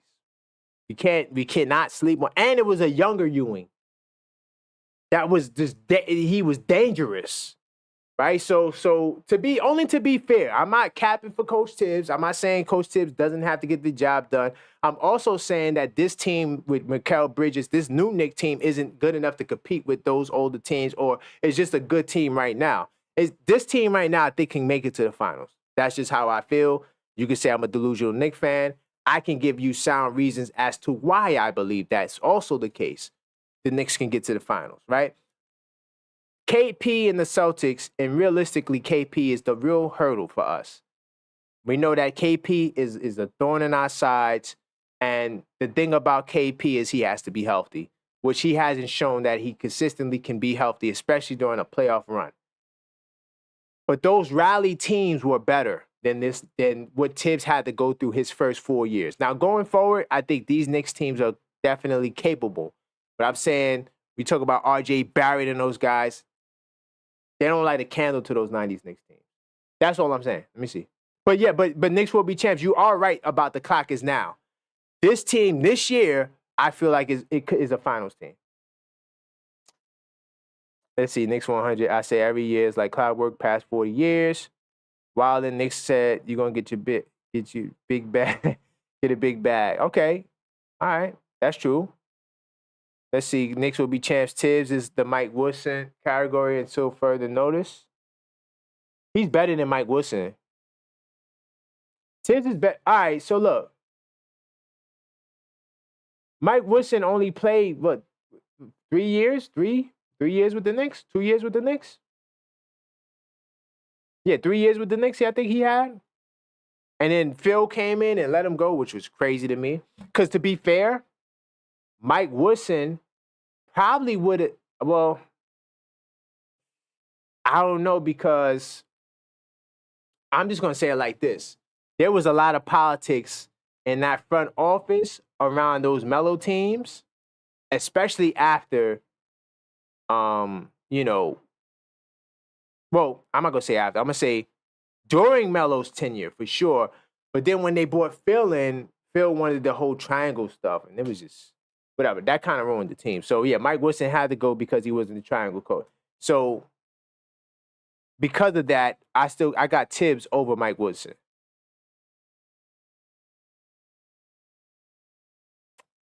Let's see.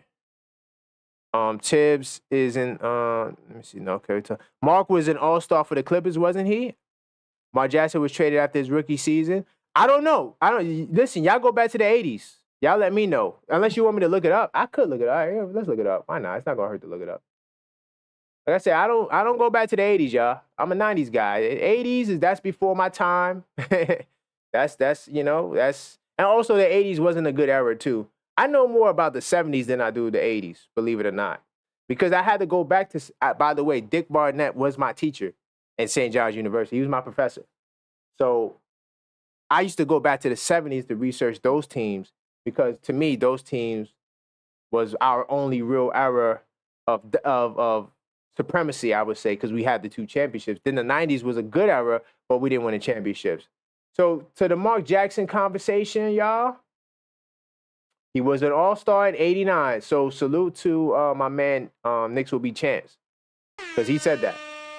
He said that Mark Jackson was an all-star in 1989. And honestly, 1989 was the best year of his career. He averaged 16 and 8.6. And guess what?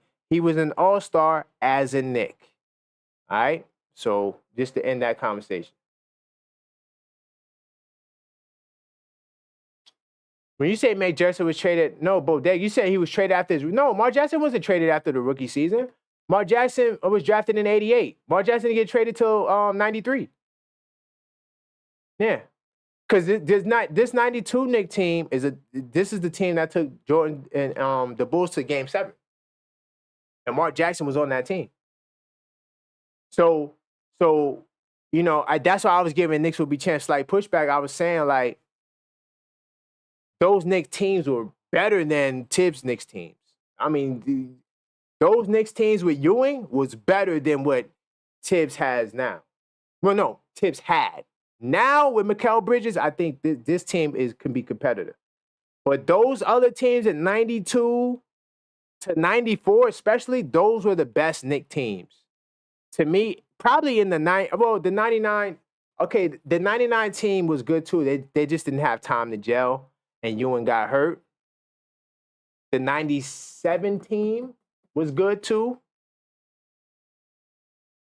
Man, all those teams were good. But I'm just saying, like, to be realistic, Jeff Van Gundy and Riley in their first 4 years had better teams than what Thibs had in New York. And we could do a poll on that. Thank you for another poll. We could do a poll on that. First Riley.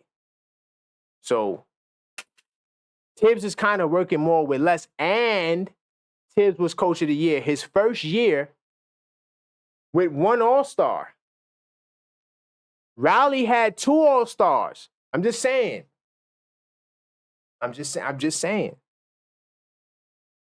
You know, Thibs is my guy. I ain't gonna lie. He's my guy. I'm riding with Thibs. I think Thibs can be right behind Red Holzman. No offense to Joe Lapchak. We don't know. That's before hey. But I think that he could surpass Riley. Let's look it up. I mean, let's see what you at. Anthony Mason was an All-Star for the Hornets. Yeah, but he wasn't an All-Star with the Knicks. So he became an All-Star. I don't like to use, like, because if that's the case, right? R.J. Barrett could become an All-Star. So now does the argument change in the future that Coach Thibs had 2 All-Stars early? I'd rather deal with what they had at the time. Mark Jackson was an All-Star, even though he was a one-time All-Star. It doesn't matter. He was an All-Star, and he was a maestro in terms of playmaking. Riley best Knicks team was 92. Okay, Knicks will be changed. You like that 92 team?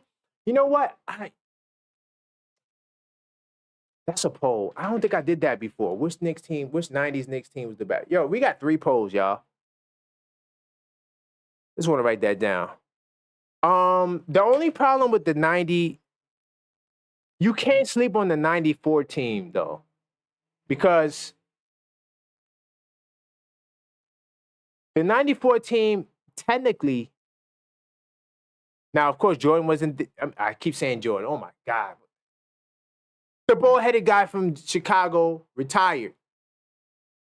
So that's why the Knicks went to the finals. You could make that argument.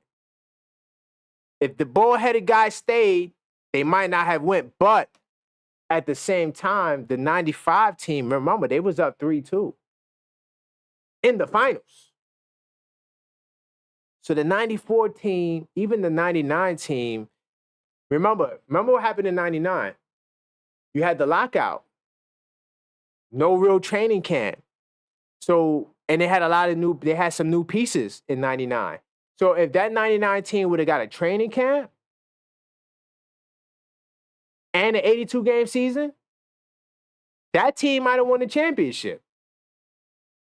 But hey, shoulda, coulda, woulda. But I think that's a good debate. Which 90s team was the best? I do like that team, though, that 92 team. I do like it. I think that 92 team was definitely some work. I'm right. You know what Knicks will be champs? I think I'm riding with you on that 92 team. My argument about Thibs is in the Woodson category because both go no further than the second round. Well, Woodson, yeah, that's true, yeah. Woodson Knicks is a biggest threat to Miami. That's a fact. And, styles make matchups. I honestly believe with my heart, mind, body, and soul that Melo team with all those old guys would have beat LeBron for sure. Guaranteed. Jason Kidd, all those guys. I think that they would have definitely beat Lamar Jackson made All-Star game with Danny Manning and the Clippers. Nah, he only made one All-Star team. Nah. And remember that he got traded to the Clippers in '93, not '88. So let's see. Knicks will be champs. Starks, Ewing, Oakley were All-Stars in '94. Okay. So that just makes my argument even better. Knicks will be champs. You keep making the argument better. So he had Ewing played with 4 All-Stars, maybe not all at the same time, but he had Mark Jackson, who was an All-Star in '92, right, when they took Jordan to 7 games. And then look at this.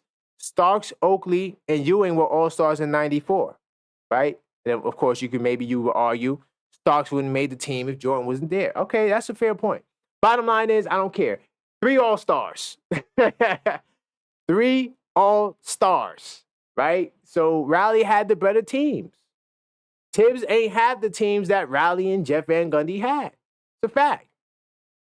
And then when you want to look at Van Gundy's team, you had Allen Houston, you had LJ, who was an All-Star. Now, I'm not saying LJ was like how he was in the Hornets. He definitely was a step back. He wasn't on that level, right? But then you had Sprewell, who definitely was an All-Star and definitely was well capable of putting in that work, right? And Ewing. So he had like 4 All-Stars. Jeff Van Gundy had 4 All-Stars on the squad. All right, so I'm just saying. I'm just. Yes, 92, 90. Oh, by the way, salute to Maxine in the building. Definitely get the likes up. Salute to Maxine in the building, holding it down. Let's see. If we just held on to McDaniels. You know what's crazy about that? From what I heard about McDaniels, Ewing told McDaniels to go take that contract. He went to Boston, right? Ewing told him to go get that money. Get up out of there. That's what was out there, that Ewing told McDaniels, because McDaniels went to Ewing and said, yo, I want to come back to the Knicks, but Boston is offering me more money. So Ewing said, yo, go get the bag. If I was Ewing, I would have been, I think if Ewing was Jalen Brunson, I think he would have said, yo, and I'm not saying, whoa, I'm not saying Brunson's better than Ewing. Let's slow that down. I'm just saying that I think Brunson would have convinced them to take the less money to stay. Because to be fair, I think McDaniel, not to say that you're going to shut the bald-headed magician down, but I do think he was the best antagonist for that bald-headed guy. Even better than Starks. I think that, yeah, if we would have kept McDaniels, it would have been a better look. But Pat Ewing, man, you know, he'd say, hey, and to be fair, as a player, go get your money. But at some point, it's like, where does the championship and what we had, Isaiah Hartenstein, guys who prioritize the money over the circumstance, because regardless of, and I'm riding with Dolan on this, because Dolan says the NBA, they're trying to turn the NBA into the NFL where everybody's equal, where you can't use your market as an advantage if everyone's getting the same money. So the advantage that you have in New York, that the Brunson burner, our superstar, sacrifice money because he's going to get more in New York. He's going to get more in New York, more exposure, more endorsements locally, especially on top of the national stuff. I just don't see why the advisors don't really push that more. Because at the end of the day, a player is going to do what he feels is best. And I'm never going to tell someone to take less, but if you believe in yourself the way Brunson does, you'll be put into a better situation to win. Hopefully that makes sense. Where we at? So keep your comments coming about Coach Thibs. Let me see if there's anything else I want to talk about. We talked about Leon Rose. Let me see if I got some quotes here. There was so I got a quote here talking about how there was some speculation that Tom Thibodeau would get an extension before the 23-24 season. But the Knicks chose a wait-and-see approach. One element they wanted a chance to see was how Thibodeau would get along with the different departments in the organization, including the front office. Clearly, Thibs passed the test, and now he has the chance to be the longest tenured head coach since Red Holzman, who coached the Knicks to 2 NBA titles in 1969 and 73. So, salute to Thibs on that. I don't know how accurate that quote is, because I think that based on what we can see from the outside looking in, Coach Thibs realistically only complained about one trade. I wonder if you guys could guess what trade I'm talking about. Let me read some of these comments, and then I want you guys to guess the trade. The one trade Coach Thibs was mad was, I'm not gonna say mad. I'm gonna say he wasn't a fan of. Let's see. Knicks will be chance 25-26. The internet actually hurts the Knicks brand league wide. Why do you say that? Why do you say that? Knicks will be champs. He says the internet actually hurt the Knicks brand. Is it because of the hate they get, especially the old media narratives that we're slowly, chiseling away at, and now you're starting to see a little bit more respect? Let's see. Knicks 100 said Knicks saw a few checks like, oh, hell no. Yeah, but I want y'all to guess the one trade. What's the one move that Coach Thibs was upset about? Please let me know what you guys think in the chat. This is the only move we've seen that there was allegedly complaints about. Curious to know if you guys could get that before I move forward. Let's see. Also, Knicks they added this guy here, big man coach, Mark Bryant, to the staff. Salute to Mark Bryant. I don't know if that means we're going to lose somebody else. I do think there is a... Hold on, let me put this article on the screen. I think there is a limit to the amount of assistant coaches you can have. I know there's a lot of coaches on the benches nowadays, but I do think there is a maximum, right? I don't think you could get 100 assistant coaches, right? So I'm wondering who he's replacing. Because remember, last time they were saying how... When they got Mo Cheeks, they were saying how Mo Cheeks is not going to take anyone's spot, right? When we kind of knew that was Johnny Bryant. That was Johnny Bryant's replacement.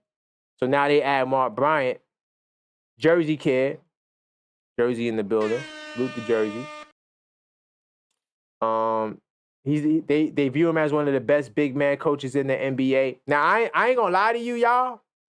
Off rip, this picture is not doing him the justice. Because this kid, Ayton, I'm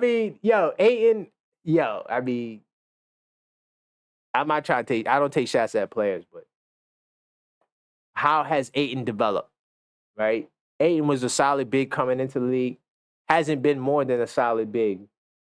Definitely someone who could get you a double-double, but where was the elevation in the game? So I'm not saying Mark Bryant, whoa. I'm not knocking the signing. I'm just saying, like, they could have chose a better picture, you know? Despite the Knicks already having Othello Harrington, who's on the staff.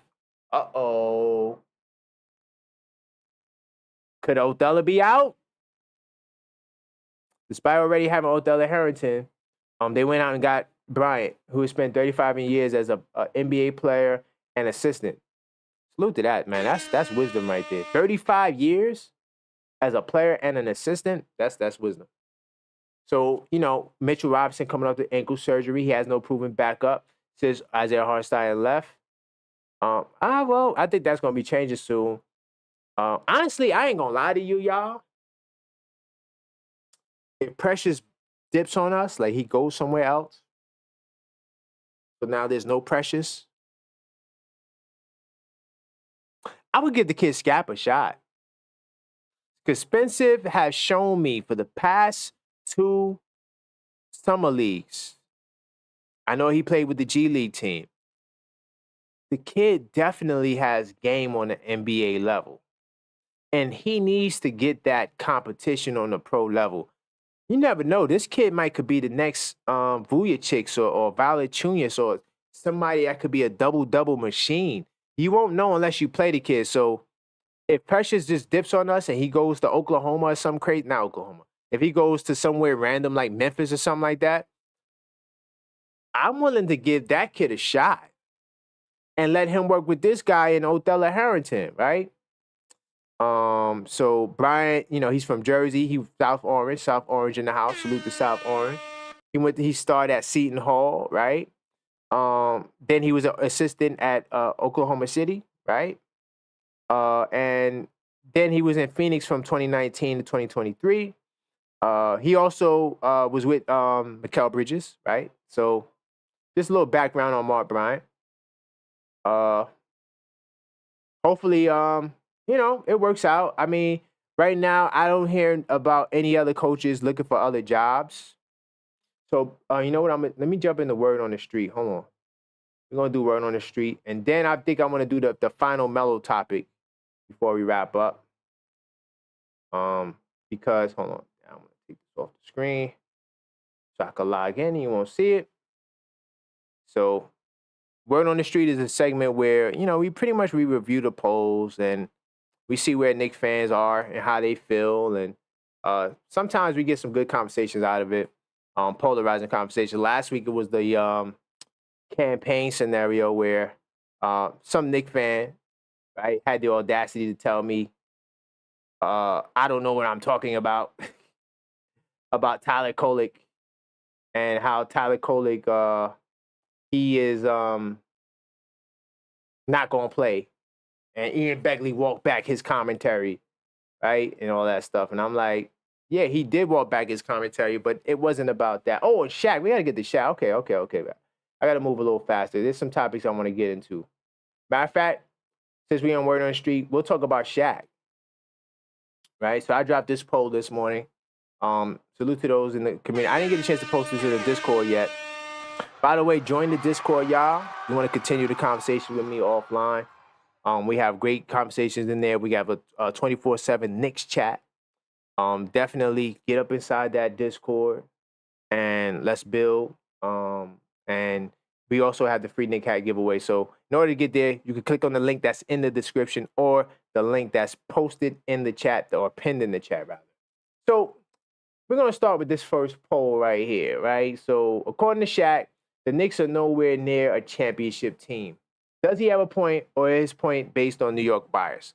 Now, to kind of piggyback off Mark Bryant a little bit, he's a Jersey guy. I'm not saying Mark Bryant feels this way, but there are, and some of you guys, New York guys, some of you guys might be Jersey guys in the chat. There's a contingent of Jersey guys that don't like New York.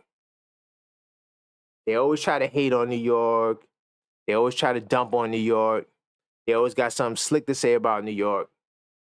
And I don't understand why. Jersey gets a lot of love in New York. A lot of love in New York. But for some reason, sometimes Jersey guys kind of take a dump on the city and even the Knicks. So we got 114 votes since this morning, right? And I ask basically the question I just read, is Shaq right? So I'm going to click on Shaq don't like New York because that's honestly what I feel. So 94% of Knicks fans who voted in this poll said that Shaq, he just doesn't like New York. And, of course, 2% said they had other feelings in the comment. And then 4% say Shaq is right. Now, I don't believe this 4% is Knicks fans because most Knicks fans do believe we're contending. I did multiple polls on this, And you can go vote on these polls, like I said, in my community section. Let's see. Michael says the whole NBA on TNT talks dirty about the Knicks, right? I would say Kenny Smith is trying to be a little reasonable, right? But he don't defend New York the way he's supposed to when he's from Queens. To the point where I question if he was even a Knicks fan coming up. And then Donovan says, I'm trying to figure out why Shaq hate the Knicks, like what they did to him. I explained it. He's a Jersey dude. He's a Jersey dude, and some Jersey dudes just don't like New York. If the Knicks aren't contenders, please tell me what teams are. That's a great. This comment right here is the comment of the day, y'all. If the Knicks aren't contenders, please tell me what teams are, right? And then salute to my man Kenny Bowens with a long comment here. While I disagree, even as a Knicks hater, I think they're farther than people want to believe. We're way close to title contenders. Okay. Salute to Kenny Bowman on his comments, but that's what some of the fans are saying. Let me see if I got the exact quote on Shaq. Do I got that? I don't got the exact quote. But basically, Shaq said it on his pod, or on somebody's pod. I think it was his pod. He was saying how the Knicks are nowhere close to being a championship team. How could you say that? Hey, look, this is the same guy in Shaq, right? This is the same guy. Just scroll up a little bit. Matter of fact, let me back. This is the same guy in Shaq that said 2 years ago, right? And you know what I'm gonna start doing? I'm gonna start doing sound bites, right? Like capturing sound bites. I don't do that enough. The reason why I need to do more of that is because I remember on TNT, right, where Shaq said that this was literally right after they beat the Cavs. Shaq was like, "Oh yeah, New York, they're actually a good team. We gotta start recognizing that the Knicks are a good team." I'm like, "Really, Shaq?" Because Shaq was picking against us the whole series. Okay, cool. Fast forward to next year, playoff time, right?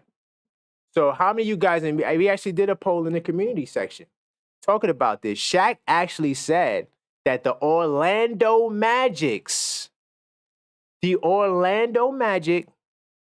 would sweep the Knicks in the playoff series. Not beat the Knicks, sweep the Knicks. But to make matters even more funny, right? To make it even more funny, Shaq is asked shortly after that on TNT, Shaq is asked, which team is the second best team in the Eastern Conference? And guess what Shaq said? The New York Knicks. So how do the Knicks go from getting swept by the Magic to being the second team in the Eastern Conference? You don't be the second team in the Eastern Conference and get swept. Shaq, what are we doing? What are we doing? Let me see you guys don't mind the chat. Let's see. Thibs didn't like the oh yeah, salute the Knicks will be champs. By the way, we got some level-headed Knicks fans in the chat. He figured out what I was talking about. Thibs did not like the Cam Reddish trade. That is a fact.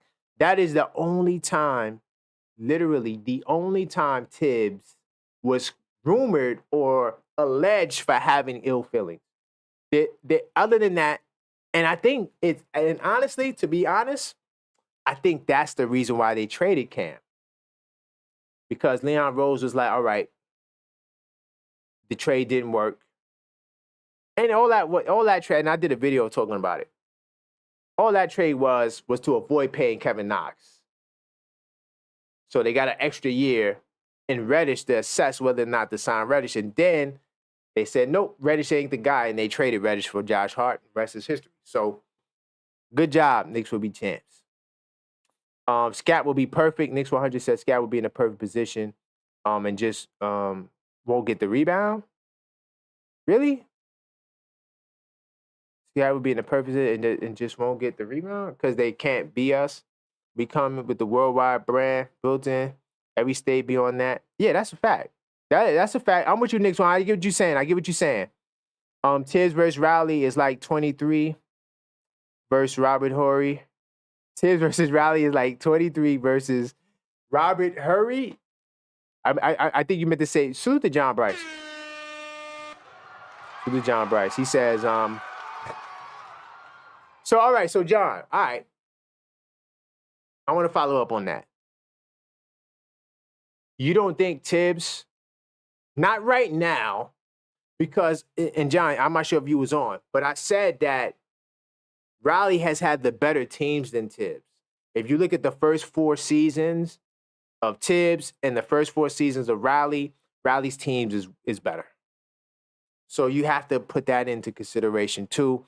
You also got to put into consideration that in his first year, despite not having the talent that Rowley had, he was coach of the year. Rowley was also coach of the year too as a Knicks coach. But I'm just going to put this out there, John. Knicks goes to the finals this year or even in 26. I'm putting Thibs above Rowley and Jeff because Thibs, in my opinion, would have done it with less and who have the majority of wins between these next 2 years. Just to get you caught up, John. Let's see. Knicks will be chanced to 25-26. It's Knicks for clicks. Former NBA players trash the Knicks because they know their comments will go viral. 1 second.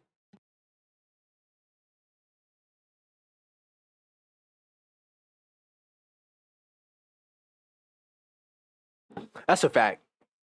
You see, this is why you're in the right place. I don't have to do stuff for clicks. When you look at all of my titles and my thumbnails, while they might be kind of intriguing and different from what other channels will talk about, because I do my stuff way different from any other channel, I don't make stuff up. Like, a lot of you guys, you know, you're not feeling Thibs on that level, and you don't think Thibs is above Rowley and Van Gundy. But my perspective and my logic is hard to argue against it. Thibs is doing more with less. You know, that's why he was coach of the year. You know, and like I said, those Rowley teams were better.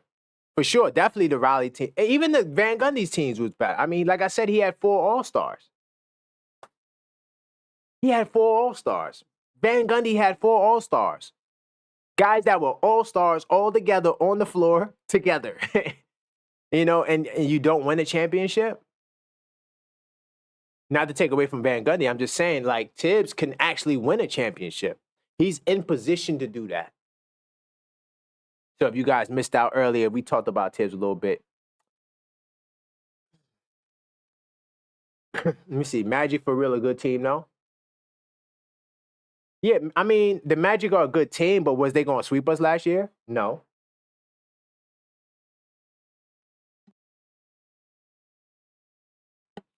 Shaq used to play for Orlando. Of course, he would say that. So what? Shaq is a commentator. So you can't just say whatever you want to just because you like the Magic. It's one thing to say that the Magic will beat the Knicks, even though that's wrong. But if he would have said, yo, the Magics will beat the Knicks in 6 games, all right. And maybe he could say, yo, yeah, they beat the Knicks, 2-1 during the regular. It was either 2-1 or 3-1 in the regular season. Okay, that's fair. But to say that they'll sweep the Knicks, sweeping the Knicks is different from beating the Knicks. That's disrespectful. To say a team is getting swept, especially a team that is the higher seed, right? Going into the series, remember the Knicks was the 2nd seed in the East. So let's say the Knicks fall down to the 3rd seed, Magic slide to the 6th seed. That would be the only way they'll meet. You're talking about 2 teams on 2 different levels. The Magic is trying to get to where the Knicks were. The Magic is like 2 or 3 years behind the Knicks. The Knicks already been through the struggles the Magic's been through already, right?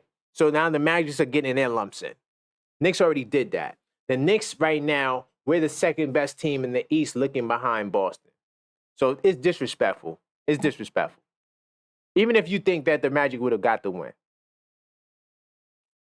Let's see, East going to be a dog fight. It is. It's going to be a fight, but I think we're more than prepared to win.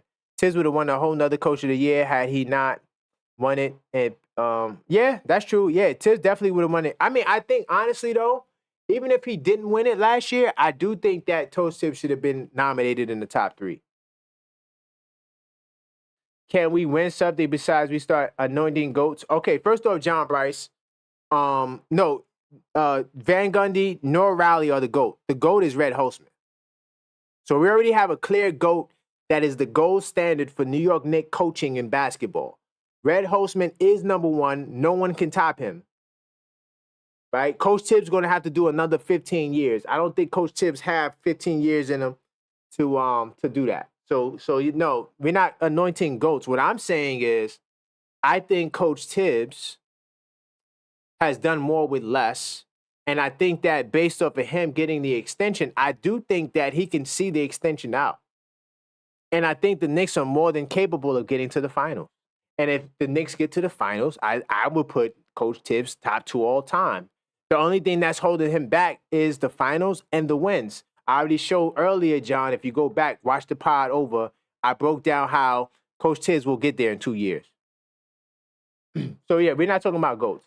Let me continue moving on with Word on the Street. And then also, while I'm in Word on the Street, we could talk about Melo as well. So, I do have an article talking about Melo, right? Now, Melo, he missed out on this ranking here.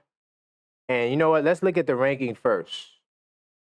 So let me pull it up. I'm pulling it up right now. Let's look at the ranking first, and then we'll talk about the poll, Word of the Street. So ESPN, you know, dog days of summer, so there's going to always be these lists, right? And Melo is the topic of conversation all throughout all the social media streets. So, all right, so you got the list right here. Let's go down. LeBron James is number 1. Oh, they ain't got the list listed out. I don't want to do that. I don't want to go through the whole list. You know what? I'll scroll through the bottom. Let's work our way from the bottom up. Now, Melo is not named on the list, right? So at number 25, they got Luka. Okay. They got Pau Gasol, right? Pau Gasol deserves to be on this list, for sure. Definitely. They got Russell Westbrook. Definitely deserves to be on this list. He was an MVP, triple doubles. And I think he's top 75 as well. So, yeah, he deserves to be on the list. Draymond Green, 4-time championship. So, look. I feel like the championship sometimes gives people higher rankings than they deserve. Because I understand he's a 4-time champion, right? And he also is a Knick antagonist. But if you look at Russell Westbrook and Pau Gasol, you trying to tell me that Draymond Green is ahead of them too? Luka belongs at number 25. He's just getting started. But these guys right here, really? Okay. Tony Parker deserves to be there. Ray Allen deserves to be there. AD deserves to be there. Allen Iverson at number 18. Now, is the argument saying that, okay, his career started in 96, so you take off those first, 3-4 years? And that drops him? Okay, maybe. Ginobili, Kawhi. Now, top 15 up, I agree with every pick. Let's go back. So we got the list, right? Melo's not on the list. You got Luka, young Luka, who honestly, I'm taking Luka off the list. I'm taking him off the list. I feel like he has a lot more to go. He did make it to the finals. He was an MVP candidate.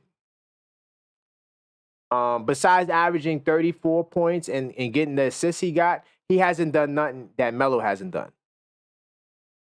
Besides the stats, he hasn't done nothing that Melo hasn't done, right? So Melo was a scoring champ. Melo has more All-Stars right now. Melo should have been Rookie of the Year, right? All-NBA team. And, yeah, Melo made the All-NBA a lot of years, right? So I get why they put Luka on the list, but I'm leaning more Melo. So we could go back to the list if you want to, but I do want to read the since we in Word on the Street. So I asked this question to Knicks fans, right? Was Melo snubbed by not appearing in the top 25 list? 351 votes. I'm gonna say yes. I think he was snubbed. 72% of Knicks fans say he was snubbed. Look at some of the commentary, see if there's anything interesting. This guy says no off rip. Optimistic Giants fan, salute to you in the chat. See, Optimistic Giants fan, he lives in the community section. I'm still mad at Melo for breaking up the Knicks. We had a fun squad before we gave it away to Denver. All he had to do was wait till the summer. I do agree with that Optimistic Giants fan. And I think that's partially the reason why he wasn't the champion. Now, salute the Big Dog Talk Sports. He's a friend of the channel. He says here that Kobe, LBJ, Iverson, Tatum, Brown, Embiid, all greater than Melo, and I didn't even see the list. Oh, so he's naming his guys that he thinks are ahead of Melo. Now, as far as some of these other guys, is Tatum and Brown on the list? I don't remember seeing it. Hold on, let me scroll up. Tatum and Brown's on the list. Chris Paul, Harden. Hold on, let me see that. Steve Nash. I don't think Tatum. Hold on. Kevin Durant, Wade, Jokic, Garnett. Yeah, these are all up here. The GOATs. Yeah, Tatum and Brown are not even on the list. So he has Tatum and Brown over Melo? Wow, that's tough. Tatum and Brown over Melo? I don't know about I don't know about that. Let me see you guys talking about in the chat. Thibs been great for us. Resurrect that brand. Okay, talked about that. Agree when it comes down all the time. Knicks coaches. Thibs is not on the level of Van Gundy or Riley. No, yeah. I'm not saying, guys, I'm not saying right now that, yeah. I'm talking about in these next 2-3 years. So look, Van Gundy, Riley together on the same level, right? Thibs is right here. Thibs is not that far behind them. I just want to let y'all know, Thibs ain't that far behind them. Oh, Knicks 100. This is 21st century, not 90s. So that's why Rodman's not on the list. We talking about 21st. No. This is 21st century, 2000s. All right, 2000s. People know who Melo really is, but he does belong up there. In fact, he does. Right now, off the top, I'm taking Luka off. I feel like Luka took Melo's spot. I feel like while I do believe that Luka will be better than Melo if it stands the way it is. I mean, if Luka does what he's doing now for the next 5 years, I'm sorry, I would have to put him over Melo because he's right there at a championship, right? And remember, Melo never made it to the finals. This guy made it to the finals in his 6th season. So yeah, but right now I'm taking Melo. But this would be the guy I'm taking off. I think Draymond Green should be the last on the list. If he belongs on the list, I'm putting Draymond Green last. I think Powell individually has 2 championships, but on the individual level, I think he's a better player than Draymond Green. Russell Westbrook didn't win no championships, but he's top 75 all time. Draymond Green is not top 75 all time. Just off of that, if you top 75 in the 2000s, you belong up there. That's just my take. But because Russell Westbrook kind of sort of fell off, he don't get the love like that. Let me see. How many titles does Melo have? How many MVPs? He does belong on the list. If you put him on the list, I'm taking Luka off. Knicks will be champs. Taking Luka off. I'm taking the young boy off. While I think that Luka could have a better career going forward, I'm taking the young boy off right now because I think Melo has done everything he has done besides go to the finals. Scoring champ, multiple All-NBAs, multiple All-Stars. You know, I think that Melo's career trumps Luka's right now. Now, Luka, when it's all said and done, will be a better player than Melo. I'm just saying right now is the list is 2025. The list ain't in 2035. The list is in 2025, right? Let me see if they even give Melo an honorable mention. Hold on. Let me see if they give him an honorable mention. Let me double check. Nah, they don't give honorable mentions on him. Let me see. Kobe Bryant, Klay Thompson. Yep, that's it.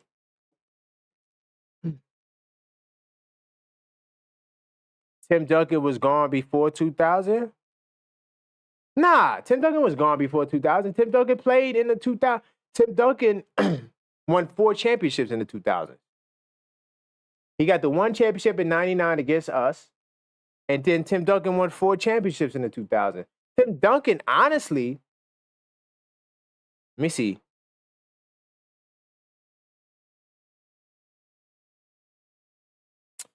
Yeah, I got Tim Duncan number 2 on this list. To me, Tim Duncan, I love Cole. Bro, no, you can't put him ahead of Cole because Cole technically got 5 chips. But I got Duncan number 3 ahead of Steph. I love Steph, but I got Duncan number 3. I got Duncan number 3. Yeah, sorry. I love Steph, but I'm swapping these 2. And then, yeah, Shaq number 5 is a good play. Yeah, I got Shaq number 5. Yeah, Shaq number 5 works. Duncan greater than LeBron? Ooh. Yo, listen, Knicks GM, I'm not sure if you're in the Discord, but listen, y'all want to continue this conversation about other stuff outside of just Knick talk, get at me in the Discord. We talk about stuff like this all the time. Definitely get in the Discord. We could talk more about that. I'm going to do a little bit of word on the street. Let me see. So I talked about Shaq. I talked about Melo. We talked about Thibs. If you guys want to see the vote on this, basically what the topic is, flagship topic, do you think Thibs will have a better legacy than Riley, right? Not that he has it now. Maybe I should have put that in the question. I'm talking about Thibs plays all 8 years out. Knicks do what they do. Will he be better? Let me see. I'm going to put yes. 80% say yes. So a lot of Knicks fans do think that Thibs has the ability to surpass those guys. And that's all for word on the street. Yeah, you got a poll about Scat. Don't worry about that. So to wrap up, that's all for that. Salute everybody that's in the building. That stayed with me the whole 2 hours and 37 minutes right now. This is the only thing we got talking these Knicks over the summer, dog days of summer, as you can see. Did a 2.5-hour show, basically talking about whatever current news that was available. I think everybody has some good points. I want to salute the Knicks 100. Definitely the best MVP name of the YouTube Knick world. Knicks will be champs 25-26. That salute to that brother right there. Salute the coach who had a nice little appearance on the show. Salute the Bodega Wi-Fi. Salute to everybody. John Bryce, right? Salute to everybody that tuned in to this episode, helping this episode become another lit episode. I'm going to try. It's going to be hard. I'm going to try to squeeze in level-headed Knicks talk sometime this week. Definitely get inside the Discord. I think I'm going to drop my video series. I was trying to wait for August. I really wanted to see what happened with Melo. But I figured I could start with JB and the Nova Boys. I'm going to do a series talking about what to expect this year from the Knicks. And the one thing it's honestly the one thing I expect. It's going to be a video series. I'm going to do maybe 8, 9 of the rotation guy. I'm not going to do the whole team. And I'm going to talk about what I expect from each one. So look out for that. Try to think of any other announcements. That's all, man. Thank you for rocking with me, man. And until next time, let's go Knicks.